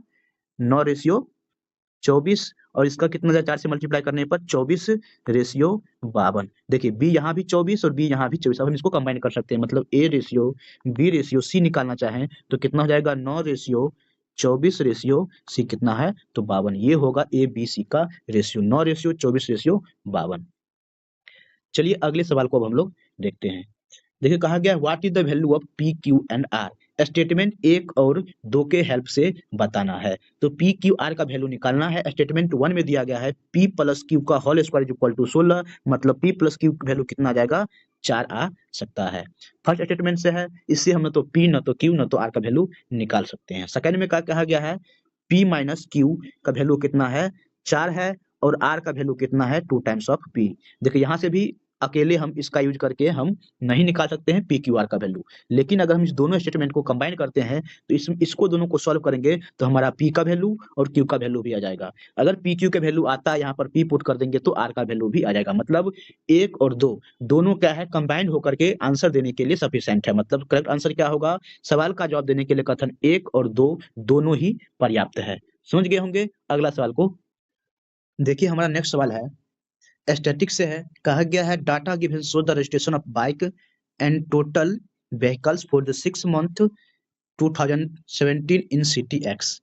ठीक है, ये डाटा दिया गया है। इन चार्ट जो फर्स्ट जो नंबर जो दिया गया है, मतलब ब्लू वाले जो पार्ट है वह क्या है? बाइक को रिप्रेजेंट करता है। रेड वाले बाइक क्या नंबर है? वह टोटल व्हीकल को रिप्रेजेंट करता है। सवाल में हमसे पूछा गया है, increase in registration of bike from May to June 2017। देखिए मई में बाइक कितना था? 17, जून में ये कितना हो जाएगा? 28। 28 होगा, 17 से 28 बाद कितने प्रतिशत की वृद्धि हुई? 1711 वृद्धि हुई इंटू 100। इसी को आप परसेंटेज में, मतलब डेसिमल में कन्वर्ट कर लीजिए, आपका आंसर आ जाएगा। मतलब 11 17 चौका कितना हो जाएगा? 102। 10 है, मतलब 8 कैरी बच गया। 10 17 चौका 68, बचेगा 12, फिर हो जाएगा 120 का 7 कितना होता है? 119, मतलब 64.7% आपका आंसर आएगा। अगला सवाल को देखिए, कहा गया है धारा के विरुद्ध जाते हुए एक नाभिक को 40 किलोमीटर की दूरी तय करने में 8 घंटे लगते हैं। मतलब धारा के विरुद्ध चाल कितना होगा? तो धारा के विरुद्ध चाल अगर हम मान लेते हैं नाभिक का चाल x है और धारा की चाल y है, तो क्या हो जाएगा? x माइनस वाई क्या होगा? धारा के विरुद्ध चाल होगा। चाल कितना है? 40 किलोमीटर 8 घंटे में जाता है। इसका मतलब क्या हो जाएगा? 40/8 मतलब 5 किलोमीटर प्रति आवर धारा के विरुद्ध चाल है। जबकि धारा के साथ चलता है, मतलब दोनों का स्पीड क्या हो जाएगा? जुड़ जाए। किसका स्पीड? नाभिक का स्पीड और धारा का स्पीड, दोनों को जोड़ देंगे जब धारा के दिशा में जाता है, तब क्या होता है? 5 घंटे का समय लगता है 40 किलोमीटर दूरी को तय करने में। मतलब 40/5 कितना स्पीड जाएगा? 8 किलोमीटर प्रति घंटा। पूछा क्या है? शांत जल में नाभिक की चाल, मतलब एक्स का वैल्यू निकालना है। क्या करेंगे? दोनों इक्वेशन को जोड़ दीजिए, वाई वाई हो जाएगा कैंसिल, मतलब 2x इज इक्वल टू कितना जाएगा? 13। मतलब शांत जल में नाभिक का चाल कितना जाएगा? 13/2 मतलब 6.5 किलोमीटर प्रति घंटा इसका स्पीड हो जाएगा। चलिए अगले सवाल को देखिए, कहा गया है प्रणीत ने अपनी यात्रा दोपहर 2:45 शुरू की और वह अपने गंतव्य स्थान शाम के 4:55 पे पहुंचता है। अनित जो है प्रणीत से के 58 मिनट 40 सेकंड बाद यात्रा शुरू की। देखिए प्रणीत जो है स्टार्ट कब करता है? तो आप देखिए 2:45 46 में करता है। लेकिन जो अनित जो है, अनित कब स्टार्ट करेगा? अनित इसके 58 मिनट 40 सेकंड, मतलब इसमें 58 मिनट 40 सेकंड को आपको जोड़ दीजिए। तो देखिए 58 मिनट 40 सेकंड को जोड़िए। देखिए तो ये 46 है, इसमें 4 दे देंगे तो सॉरी 14 दे देंगे तो कितना जाएगा आपका? 60। मतलब ये हो जाएगा मिनट में हो जाएगा इधर कन्वर्ट, मतलब ये हो जाएगा आपका 46। 46 जाएगा सेकंड में कितना बचेगा आपको? 14 इधर देंगे, इसको बचेगा कितना? 26। ठीक, ये हो जाएगा आपका 46 और ये आपका है 58। ठीक है, 46 है, इसको आप 14 दे दीजिए, कितना हो जाएगा? 60। मतलब 60 दे देंगे तो घंटा में 1 कन्वर्ट हो जाएगा ये 3। अगर हम इसको कितना दिए हैं? 14, कितना बचेगा आपका? 44। 44 और ये समय कितना हो जाएगा? 3। मतलब अनित जो है 3:44 में अपनी यात्रा प्रारंभ करती है। उसके बाद क्या कहा गया है? और वह 50 मिनट 29 सेकंड बाद क्या है? अपने गंतव्य स्थान पर पहुंचता है अनित के बाद। तो देखिए सॉरी परनीत के बाद। अब परनीत कब पहुंचता है? तो परनीत देखिए कब पहुंच रहा है?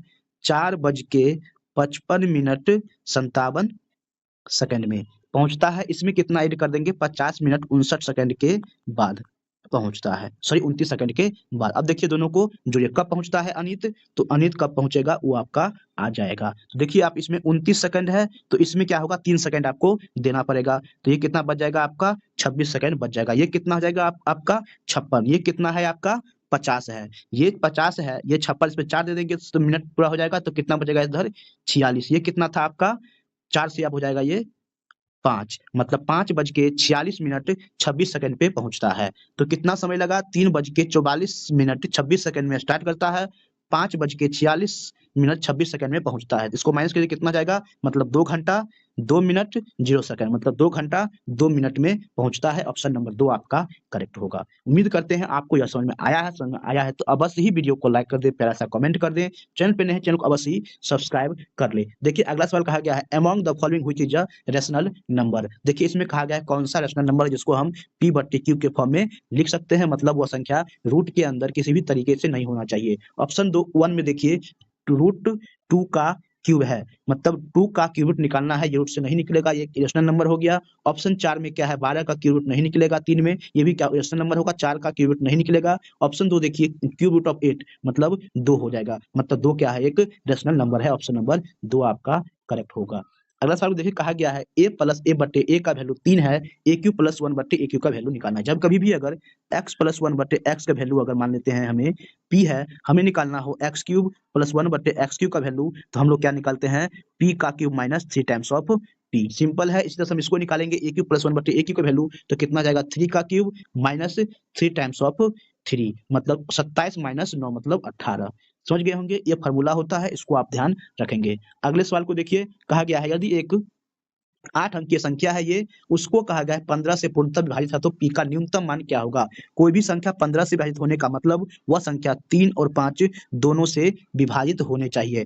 5 से विभाजित का रूल क्या है? उसका यूनिट डिजिट 5 होगा। यूनिट डिजिट क्या है? 5 है। 3 से विभाजित का मतलब क्या होगा? उसका सम क्या होगा? जो अंक है उस अंकों का सम 3 से विभाजित होने चाहिए। अंक कितना है? 1 + 3, कितना हो जाएगा 4 प्लस 6 10 हो जाएगा, 10 प्लस पी, फिर कितना है आपका 5 प्लस 7, ये कितना होगा 15 प्लस 7 22 प्लस 8 30 5 35 मतलब 35 प्लस पी। अब देखिए पी का ऐसा सबसे लोएस्ट वैल्यू क्या आप रखेंगे जिससे यह संख्या क्या होगा 3 से विभाजित हो जाए। मतलब एक पी का वैल्यू अगर हम 1 रखते हैं तो कितना जाएगा, सभी का सम 36 होगा। 36 क्या है 3 से विभाजित है। हमसे पूछा गया लोएस्ट नंबर, सबसे पहले हम 0 पुट करेंगे, 0 पुट करेंगे तो 35 विभाजित नहीं है, 1 पुट करेंगे 36 होगा, 36 विभाजित है मतलब पी का वैल्यू आपका 1 आएगा। चलिए अगले सवाल को देखते हैं। अगला सवाल कहा गया है सिंप्लीफिकेशन का है, इसका वैल्यू आपको निकालना है। सिंपल है, देखिए कैसे होगा 7 इंटू ये ब्रैकेट वाले को सबसे पहले क्या करेंगे हम लोग सॉल्व करेंगे। ब्रैकेट में क्या होगा पहले मल्टीप्लिकेशन होगा मतलब -2 इंटू -3 ये कितना जाएगा इसका पूरा वैल्यू 6। 4 प्लस 6 कितना जाएगा 10, 7 इंटू 10 ये कितना जाएगा आपका 70। ऑप्शन नंबर 3 आपका करेक्ट होगा। अगले सवाल भी देखिए सिंप्लीफिकेशन ही है। 45 माइनस ये ब्रैकेट के अंदर का वैल्यू सभी को सॉल्व करना है। सबसे पहले क्या करते हैं हम लोग छोटी ब्रैकेट सॉल्व करेंगे, उसके बाद मीडियम ब्रैकेट को सॉल्व करेंगे। देखिए सबसे पहले इसका सॉल्यूशन होगा, ये क्या हो जाएगा आपका 6 माइनस क्या है 9 डिवाइड बाय 3, पहले डिवाइड कर लेंगे कितना जाएगा ये 3, 6 माइनस 3 हुआ कितना जाएगा 3। अब क्या होगा देखिए ये होगा 3 और डिवाइड वाला फिर होगा तो ये आपको कितना जाएगा आपका हो जाएगा -1। सिंपल समझ में आ रहा है, तो पहले इसको सॉल्व करेंगे फिर डिवाइड होगा, ठीक है। ये आपका हो जाएगा 1, ये पूरा का वैल्यू कितना हो जाएगा 1, ये कितना जाएगा आपका 60 हो जाएगा, 60 को 3 से डिवाइड करेंगे कितना जाएगा 20, 20 माइनस 1 कर लेंगे, ये आपका यहाँ से यहाँ तक का वैल्यू आपका हो जाएगा। इसको हटा देते हैं तो इसका वैल्यू हो जाएगा पूरा आपका 19। 38 माइनस 19 करेंगे तो ये कितना जाएगा 19, यहाँ पर कितना है 45 मतलब 45 माइनस 19 करेंगे आपका आ जाएगा 26। इस तरह से आप इसको सोल्व करेंगे। अगले सवाल को देखिए 23 इंटू 31 को दिया है 713 होता है, तो इसका मल्टीप्लिकेशन क्या होगा। मतलब सिर्फ यहाँ पर डेसिमल का खेल है। देखिए 0.0713 को अगर हम डिवाइड करते हैं किससे, अच्छा यहाँ पर डिवीजन है 3.1 से, तो इसका वैल्यू कितना आएगा। देखिए यहाँ पर क्या है 23 इंटू 31 है, इसको डिवाइड मल्टीप्लाई करते हैं 713 आता है। अगर हम 713 को 31 से डिवाइड करें कितना आएगा तब 23 आएगा। इसको हम डिवाइड करते हैं सीधा हमारा 23 आएगा, लेकिन डेसिमल कहाँ होगा उसको डिसीजन लेना है। देखिए डेसिमल के बाद कितना पॉइंट है 4 है, तो यहाँ पर क्या लिखेंगे 4 1 पे 0, यहाँ पर क्या है 1 है तो 1 चल जाएगा ऊपर, 1 0 से 1 0 हो जाएगा कैंसिल। मतलब नीचे में कितना है 3 डेसिमल, मतलब 3 डिजिट के बाद डेसिमल आएगा 1 2 3 0 हो जाएगा मतलब 0.023। ऑप्शन नंबर 4 आपका करेक्ट होगा। मैं बहुत ही विशेष समझा रहा हूँ, आप लोगों को समझ में आ रहा है तो अब बस ही वीडियो को लाइक कर दीजिए। अगले सवाल को देखिए, कहा गया है 6 छात्रों के एक समूह में किसी परीक्षा में भाग लिया, बाद में परीक्षा देकर एक अन्य परीक्षार्थी क्या है समूह में शामिल हो गए। नए छात्र के प्राप्तांक को भी जोड़ने पर समूह का जो अंक है औसत 3 से बढ़ जाता है। नए छात्र का प्राप्तांक समूह के पहले के प्राप्तांक से डैश ज्यादा है। देखिए अगर कोई 6 पहले था, एक नया छात्र आ जाता है, तो सभी का जो अंक में जो औसत अंक में क्या है 3 की वृद्धि। इसका मतलब क्या होगा सभी छात्र में जो 7वां छात्र है जो औसत है उतना तो कैरी करता ही करता होगा, मतलब जो 6 छात्र का औसत था उतना 7वां भी कैरी करता होगा, लेकिन 3-3 क्या है सभी को बढ़ा देता है। मतलब 7 आदमी है, 7 में 3-3 क्या है एक्स्ट्रा अंक ये कैरी करता है, मतलब 21 अंक क्या है ये एक्स्ट्रा औसत अंक से ज्यादा है 7वें छात्र का। ऐसे समझ में आया तो ठीक है, नहीं तो इसको हम बेसिक से भी सॉल्व कर सकते हैं। बेस्ट तरीका ये था। लेकिन अगर हम मान लेते हैं 6 छात्र का औसत अंक मान लेते हैं x है, तो सभी का सम कितना हो जाएगा 6x। 7वें छात्र का प्राप्तांक मान लेते हैं y है, इसको हम ऐड कर देते हैं तो जो 7 आदमी होगा उसका जो औसत पहले था x था उसमें 3 की वृद्धि हो जाती है। हमें क्या निकालना है, अगर y माइनस x का वैल्यू हमें निकालना है। y क्या है मतलब नए छात्र का प्राप्तांक और औसत जो 6 छात्र का है उसका दोनों का कितना ज्यादा है, वही मतलब y माइनस x का वैल्यू आपको निकालना है। इसको सॉल्व कर लीजिए तो आपका आ जाएगा, यहाँ जाएगा 7x, इधर आ जाएगा ये देखिए यहाँ पर ये हो जाएगा आपका y इज इक्वल टू कितना जाएगा आपका ये जाएगा तो x प्लस 21, x प्लस 21 हो जाएगा, मतलब y माइनस एक्स का वैल्यू कितना जाएगा 21 आ जाएगा। ऐसे भी आप इसको सॉल्व कर सकते हैं। अगले सवाल को देखिए, कहा गया है निम्न में से कौन सी सबसे छोटी संख्या है जिसे 2800 से घटाया जाए तो वह क्या है पूर्णतः वर्ग बन जाती है। ऐसे सवालों को आप लॉन्ग डिवीजन मतलब 2800 को ऐसे जो हम लोग डिवाइड करके वर्गमूल निकालते हैं वैसे भी निकाल सकते हैं। वैसे कैसे निकालेंगे ऐसे पहले बता देते हैं, उसके बाद हम इसका शॉर्ट तरीका ही बताएंगे। देखिए पहले 5 से लगाइए तो ये जाएगा 5, ये हो जाएगा 5, ये हो जाएगा कितना 10, ये हो जाएगा आपका 25, ठीक है। मतलब ये हो जाएगा 3 मतलब डबल 0 हो जाएगा 300। अब क्या हो जाएगा 2 से नहीं 3 से लेगा 200, 2 से लगाइए मतलब कितना जाएगा आपका यहाँ पर 104, सॉरी 204 माइनस कीजिए कितना जाएगा 96। जो शेषफल आया हो वही क्या होगा इसमें से माइनस करेंगे, मतलब 2800 में से 96 माइनस करेंगे तो आपका क्या होगा यह 2800 100 में 96 माइनस करेंगे मतलब 2704 जो होगा क्या होगा परफेक्ट वर्गमूल, परफेक्ट क्या होगा स्क्वायर बन जाएगा। मतलब 96 माइनस करने के बाद 69 नहीं आएगा, मतलब 96 माइनस करने के बाद क्या होगा परफेक्ट स्क्वायर बन जाता है। लेकिन अगर हम चाहें इसको ऐसे नहीं यूज करके सिर्फ हम शॉर्ट तरीका अप्लाई करें तो हमको अगर स्क्वायर रूट पता है स्क्वायर नंबर किसी भी नंबर का तो वहां से आसानी से निकाल सकते हैं। जैसे हमको पता है 2800 है, 2800 के आसपास का नंबर हमको याद होना चाहिए। मतलब देखिए 50 का स्क्वायर कितना होता है 2500 होता है, ये बहुत ज्यादा है। हम देखेंगे 51 का स्क्वायर कितना होता है, 51 का स्क्वायर कैसे निकालते हैं तो क्या करेंगे हम लोग 51 क्या 50 से एक ज्यादा है मतलब 25 में एक जोड़ देंगे, 26 और एक का स्क्वायर कर लेंगे 2601। 52 का स्क्वायर कितना जाएगा 25 में दो जोड़ देंगे 27 प्लस 2 का स्क्वायर 2704, 2704 हो गया। 53 का निकालना चाहेंगे तो 2800 से ज्यादा हो जाएगा तो वो नहीं होगा। मतलब जो 2800 से जो पहले जो नंबर है 2704 वही क्या है परफेक्ट स्क्वायर है। मतलब 2800 में से 99 माइनस करेंगे तो आपका 2704 आएगा, वही क्या होगा परफेक्ट स्क्वायर होगा। ऐसे भी आप निकाल सकते हैं। अगले सवाल को देखिए कहा गया है मतलब इस तरह से आपका मैथ सेक्शन कंप्लीट हो गया। अब हम लोग चलेंगे रीजनिंग सेक्शन को सॉल्व करने। सेलेक्ट द मिसिंग टर्म आपको निकालना है। देखिए यहाँ पर पी जी है, क्यू एच है, आर आई है। अगला मिसिंग टर्म क्या आएगा आपको वो निकालने हैं। क्या होगा देखिए किस सीरीज को फ्लो कर रहा है, सबसे पहले आपको सीरीज को पता करना है। देखिए यहाँ पर क्या है पी है, क्यू है, आर है, मतलब एक एक जोड़ता जा रहा है, मतलब आगे क्या आ जाएगा एस आ जाएगा। ठीक है, यहाँ पे देखिए जी है, एच है, आई है, आगे क्या आ जाएगा जी आ जाएगा। मतलब एस और जे वाला आंसर होगा, ऑप्शन नंबर 3 करेक्ट होगा। अगले सवाल में देखिए कहा गया है एक कोड में डॉग को 4157 लिखा जाता है तो मेट को MAT को कैसे लिखा जाएगा। देखिए डॉग को 4157 कैसे लिखा गया है। देखिए डी का प्लेस वैल्यू कितना होता है 4, ओ का प्लेस वैल्यू कितना होता है 15 और जी का प्लेस वैल्यू कितना होता है 57, मतलब सिर्फ प्लेस वैल्यू को लिखा गया है। इस तरह से हम मेट को लिखना चाहे तो देखिए एम का प्लेस वैल्यू कितना होता है 13, ए का कितना होता है 1 और टी का कितना होता है 20, मतलब 13120 होगा। ऑप्शन नंबर 4 आपका करेक्ट होगा। देखिए इसमें कहा गया है कौन सा ऑड है, मतलब कौन सा ग्रुप को फ्लो नहीं कर रहा है। देखिए सर्कल के अंदर अगर तीलियों को काउंट करेंगे सभी में क्या है सम संख्याएं हैं, सभी में क्या है सम है, एक में भी, बी में भी और डी में भी। लेकिन देखिए ई सी में क्या है सम नहीं है। देखिए आप ऐसे ही बोल सकते हैं ऐसे एक साइड है तो सेकंड साइड भी ऐसे होना चाहिए। मतलब देखिए यहाँ पर एक ये वाला मिसिंग है, मतलब सी क्या है आपका अलग है ग्रुप से। अगले सवाल को देखिए कहा गया है यदि BAC के आप इस शब्द को अगर हम इस शब्द को शब्द के अक्षर को अंग्रेजी वर्णमाला के क्रम में व्यवस्थित किया जाता है तो अक्षर एफ के दाहिने और दूसरा अक्षर कौन आएगा। देखिए इसको पहले व्यवस्थित कीजिए। अंग्रेजी पहले क्या जाएगा ए आएगा, फिर क्या जाएगा बी आएगा, फिर सी आएगा, फिर डी भी है, फिर ई आएगा, ई के बाद क्या आ जाएगा ये आपका एफ आ जाएगा, एफ के बाद क्या आ जाएगा आपका आई आ जाएगा, आई के बाद क्या आ जाएगा आपका के आ जाएगा। हमसे पूछा गया एफ के दाहिने और दूसरा, तो दूसरा क्या आ जाएगा आपका के होगा। आगे सभी को अरेंज करने की जरूरत नहीं है, मतलब के आ जाएगा। देखिए इसमें कहा गया है how many triangle present in the, इस फिगर में कितने ट्रायंगल है। देखिए इसको पहले दो पार्ट में डिवाइड किए। देखिए एक पार्ट आपका ये वाला हो रहा है, सेम पार्ट इसी तरीके से एक ये दूसरा है। ठीक इस दोनों में देखेंगे देखिए एक ट्रायंगल तो आपका ये बन रहा है, दूसरा ट्रायंगल आपको ये एक ये हो गया, ये आपका दूसरा हो गया, ये आपका तीसरा हो गया और एक पूरा वाला पार्ट क्या हो जाएगा आपका चौथा हो जाएगा। चार इसमें तो चार सेकंड वाले पार्ट में भी होंगे। यहाँ तक क्लियर है। अब देखिए सेकंड पार्ट को, अब आप देखिए इस वाले पूरे पार्ट को आप ले लीजिए। ठीक है, इस वाले पूरे पार्ट को जैसे इसको देखिए आप एक पार्ट ये बन रहा है, आप इसको ले लीजिए। इसमें भी देखिए एक पार्ट तो ये बन रहा है आपका, एक पार्ट ये बन रहा है, एक पार्ट ये दोनों कंबाइन करने के बाद बन रहा है और एक पार्ट क्या होगा ये वाला पूरा बन रहा है, मतलब 3 गो इसमें भी बन रहा है। ठीक है, सेकंड वाले में भी क्या होगा इस तरीके से 3 गो बनेगा, मतलब 4 4 8 6 कितना आ जाएगा 14 टोटल ट्रायंगल बनेंगे। ऑप्शन नंबर 3 आपका करेक्ट होगा।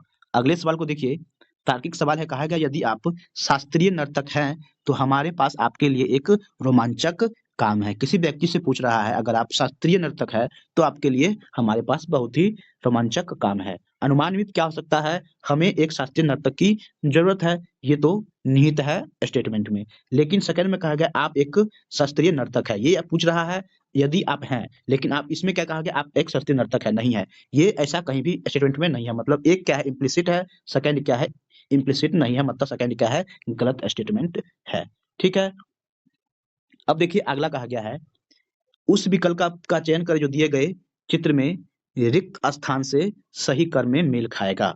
तो देखिए अब इसमें क्या आएगा सही कर। देखिए ऊपर वाले ब्लॉक को देखिए कितने ब्लॉक है 1 2 3 4, नीचे में कितना है 1 2 3 आएगा। देखिए यहाँ पर क्या है 1 2 3 है तो ऊपर में कितना आना चाहिए 4 आना चाहिए। 4 आने के लिए क्या करना पड़ेगा, देखिए आपको एक यहाँ पर एक लाइन सीधा ड्रॉ कर दीजिए, 4 ब्लॉक बन जाएगा। मतलब नीचे से क्या होगा एक लाइन ऐसे होगा। उसके बाद देखिए इसको कंबाइन कीजिए, मतलब इसमें चारों ऊपर में क्या आएगा, 3 आएगा। 3 कैसे आएगा, देखिए इसको कंबाइन कीजिए और इसको क्या कीजिए, ब्लॉक कर दीजिए, मतलब आपको नीचे में एक ऐसा फिगर रेक्टेंगुलर बन रहा है। उसके बाद क्या होगा, देखिए इसमें 3 आएगा, इसमें ऊपर वाले में क्या आना चाहिए, इसमें 4 आना चाहिए, मतलब इस वाले पोर्शन में क्या होगा, 4 आएगा। देखिए 1 2 है और 3 है, इसमें भी एक ऐसे लाइन आपको ड्रॉ करना पड़ेगा, मतलब इस पे एक लाइन ऐसे करना पड़ेगा, फिर क्या होगा, इस पे एक ऐसे लाइन ड्रॉ कीजिए, तब जाके आपका ये फिगर कंप्लीट होगा, मतलब ऑप्शन नंबर 4 आपका इस तरह से करेक्ट होगा। अगला सवाल को देखिए कहा गया है उम, ऐसे फिर ऑप्शन को चूज़ करना जो क्या है कि अलग ऑप्शन को मतलब क्या है, बिलॉन्ग नहीं कर रहा है ग्रुप को। देखिए कैसे ग्रुपिंग कर लेते हैं, तो क्रॉस क्रॉस अपोजिट में है, एक व्हाइट वाले तो एक ब्लैक वाले एक दूसरे के अपोजिट में है। Cross cross white black opposite में है।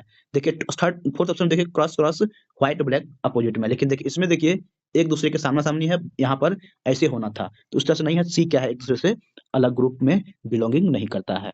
आगे देख कहा गया है an office always has an dash, office के पास ऑलवेज होता है क्या, किचन, छत, कार और पदाधिकारी। तो क्या होगा, पदाधिकारी ऑलवेज होता है ऑफिस में। अगला सवाल देखिए कहा गया है कि मिसिंग जो यहाँ पर है क्वेश्चन मार्क, इस पे क्या आएगा। सबसे पहले हमें पैटर्न को जानना पड़ेगा। देखिए यहाँ पर 5 है तो यहाँ पर क्या है, 25 है। यहाँ पर 8 है तो यहाँ पर कितना है, 64 है। यहाँ पर 2 है तो यहाँ पर कितना है, 4 है। मतलब नंबर का क्या है, स्क्वायर है, मतलब 1 का स्क्वायर यहाँ पर कितना होगा, 1 ही होगा। मतलब ऑप्शन नंबर 1 आपका सही होगा। आगे देखिए कहा गया 30 सवाल फिर से है, कहा गया एक फ्लाईओवर का निर्माण 200 करोड़ रुपए की भारी लागत के साथ किया गया। ठीक है, फिर भी लोग फ्लाईओवर का उपयोग नहीं कर पा रहे हैं, मतलब नहीं कर रहे हैं। अब अवधारणा क्या हो सकती है, कहा गया फ्लाईओवर का निर्माण क्या है, बेकार है, ऐसा कहीं भी इस तर्क में निहित नहीं है। फ्लाईओवर के निर्माण का खर्च किया गया समय, पैसा और ऊर्जा बर्बाद हो रही है, ऐसा भी नहीं है। मतलब न तो 1 और न ही 2 क्या है, निहित है इस तर्क में। अब कहा गया है a king always have a dash, मतलब एक किंग है उसमें क्या है, मतलब नॉर्मल सवाल है, बेसिक सवाल है, ऑलवेज हैव अ किंगडम। आगे देखिए कहा गया है, ये क्या है, ग्रुपिंग फिर से करना है। ग्रुपिंग करना है, देखिए ट्रायंगल ट्रायंगल को साथ में रखिए, 3 6 9 को साथ में रखिए, 3 6 9 इसमें नहीं है, मतलब 2 में है। उसके बाद देखिए रेक्टेंगुलर टाइप्स का है, मतलब इसमें इसमें 1 4 7 का भी ग्रुपिंग बन रहा है, 1 4 7 मतलब ऑप्शन नंबर 1 होगा। यहाँ 3D वाला पोर्शन को एक हाथ में रखिए, इस तरह से ग्रुपिंग आप कर सकते हैं। देखिए इसमें कहा गया मिसिंग नंबर के स्थान पर क्या है, देखिए यहाँ पर खरगोश है तो यहाँ पर क्या है, कछुआ है। जैसे मतलब खरगोश तेज है तो उतना ही स्लो कछुआ है। यहाँ पर एरोप्लेन है तो यहाँ पर क्या होगा, मतलब एरोप्लेन फास्टेस्ट सवारी है तो स्लोएस्ट सवारी क्या होगा, वह क्या है, बैलगाड़ी है। ठीक है, अगले सवाल को अब हम लोग देखेंगे। अगला सवाल कहा गया है मृत्यु का कोई निश्चित समय नहीं है। वक्तव्य है, निष्कर्ष क्या निकाल सकता है कि मृत्यु एक दिन सभी को, मतलब मनुष्य को क्या है, एक दिन मरना ही है। मतलब निश्चित मृत्यु का कहा गया है, इसमें कोई भी निश्चित समय नहीं है। स्टेटमेंट में क्या कहा गया है आपको कि मनुष्य को एक दिन मरना ही है, लेकिन मौत किसी भी समय आ सकती है, क्योंकि समय क्या है, निश्चित नहीं है। तो दोनों के दोनों क्या है आपका यहाँ पर सही है। अगला सवाल देखिए कहा गया मिरर इमेज आपको इसका निकालना है। मिरर इमेज में क्या होगा, ये बॉल इधर आ जाएगा और ये क्या हो जाएगा, पलट जाएगा, मतलब इधर हो जाएगा। ठीक है, मतलब देखिए ये उल्टा हो गया, नहीं होगा, ये उल्टा हो गया, ये भी नहीं होगा। अब देखिए बी और सी ऑलमोस्ट सेम है, लेकिन अगर आप ध्यान से देखेंगे तो देखिए लाइन जो है इसके अंदर का वो पैरेलल है, यहाँ पर क्या है, परपेंडिकुलर दे दिया है, मतलब बी भी एलिमिनेट हो जाएगा। ऑप्शन नंबर डी आपका करेक्ट होगा। अगला सवाल को देखिए कहा गया है in the following Venn diagram total number of student who play all 3 games. देखिए तीनों गेम, कबड्डी, फुटबॉल और क्रिकेट, तीनों गेम खेलने, मतलब तीनों में कॉमन कौन है, वह ऐसे है। तो ऐसे ही आपका आंसर होगा। सिंपल सिंपल सवाल है। अगले सवाल को देखिए मिसिंग टर्म में क्या आएगा वो आपको बताना है। देखिए यहाँ पर 5 है, 7 है, 11 है, 17 है, मतलब 5 में 2 जोड़ दिया गया, फिर 7 में 4 जोड़ दिया गया, फिर क्या होगा, 6 जोड़ा गया, फिर अगले टर्म में क्या होगा, 8 जोड़ा जाएगा, मतलब 17 के बाद में 8 जोड़ कितना हो जाएगा, 25 हो जाएगा। तो 25 ऑप्शन ये एलिमिनेट हो जाएगा। आगे देखिए ई है, एफ है, फिर क्या है, देखिए 1 जोड़ा गया है, फिर एफ में क्या है, 2 जोड़ दिया गया आ जाएगा, फिर क्या हो जाएगा, इसमें 3 जोड़ा गया है, फिर क्या होगा, इसमें 4 जोड़िए, मतलब के में 4 जोड़ेंगे तो कितना हो जाएगा, मतलब 11 में 4 जोड़ेंगे कितना हो जाएगा आपका, 15, मतलब 15 किसका प्लेस वैल्यू होता है, ओ का प्लेस वैल्यू होता है, मतलब 25 और ओ आपका आएगा। सेकंड लास्ट सवाल को देखिए कहा गया इसमें मिसिंग टर्म भी निकालना है, मिसिंग टर्म आपका क्या आएगा। तो देखिए क्या है, यहाँ पर ट्रायंगल है, ट्रायंगल में क्या है, एक लाइन और एक एक्स्ट्रा बॉल दे दिया गया है, फिर क्या होगा, इस सभी को हटा करके एक लाइन और बॉल, मतलब 2 पार्ट को रखा गया है। इसमें भी क्या है, रेक्टेंगल है, एक लाइन है, इसमें क्या होगा, एक और लाइन एक्स्ट्रा, मतलब 2 चीज क्या है आपको इसमें एक्स्ट्रा जोड़ा जाता है, बाकी सभी को हटा लिया जाता है। ठीक है, इसमें भी क्या होगा, 2 एक्स्ट्रा में क्या होगा, सिर्फ जो 2 एक्स्ट्रा है वही रहेगा, मतलब मल्टीप्लाई ही रहेगा, बाकी सभी को थर्ड ऑप्शन में हटा लिया जाएगा, मतलब ऑप्शन नंबर डी आपका करेक्ट होगा। देखिए लास्ट सवाल कहा गया है कि किसी सुबह एक्स और वाई किसी पार्क में एक दूसरे की की तरफ चलते हुए प्रस्थान करती है, वे दोनों जब एक-दूसरे से मिलती है तो उस समय Y की छाया X के दाहिने तरफ बनती है। मतलब देखिए सुबह में छाया किधर बनता है? सुबह में किधर बनेगा किसी व्यक्ति की छाया? इधर बनेगा, ठीक है? इधर बनेगा जो क्या है X के दाहिने है, मतलब X अगर यहाँ पर खड़ा है, इधर फेस कर रहा होगा, तभी इसके दाहिने पड़ेंगे, तो X का दाहिने इधर होगा। मतलब कहा गया है, पूछा गया हमसे X किस दिशा में फेस कर रहा है। X किस दिशा में फेस करेगा? तो X क्या होगा? साउथ की दिशा में फेस कर रहा होगा, मतलब दक्षिण दिशा में फेस कर रहा होगा। सिंपल सवाल था। इस तरह से आपको टोटल 45 के 45 सवाल मैथ प्लस रीजनिंग के एक ही वीडियो हम लोगों ने कंप्लीट करवा दिया। उम्मीद करते हैं आपको सर पसंद आया है। पसंद आया तो वीडियो को बस ही लाइक कर दें, प्यारा सा कमेंट कर दें, चैनल को बस ही सब्सक्राइब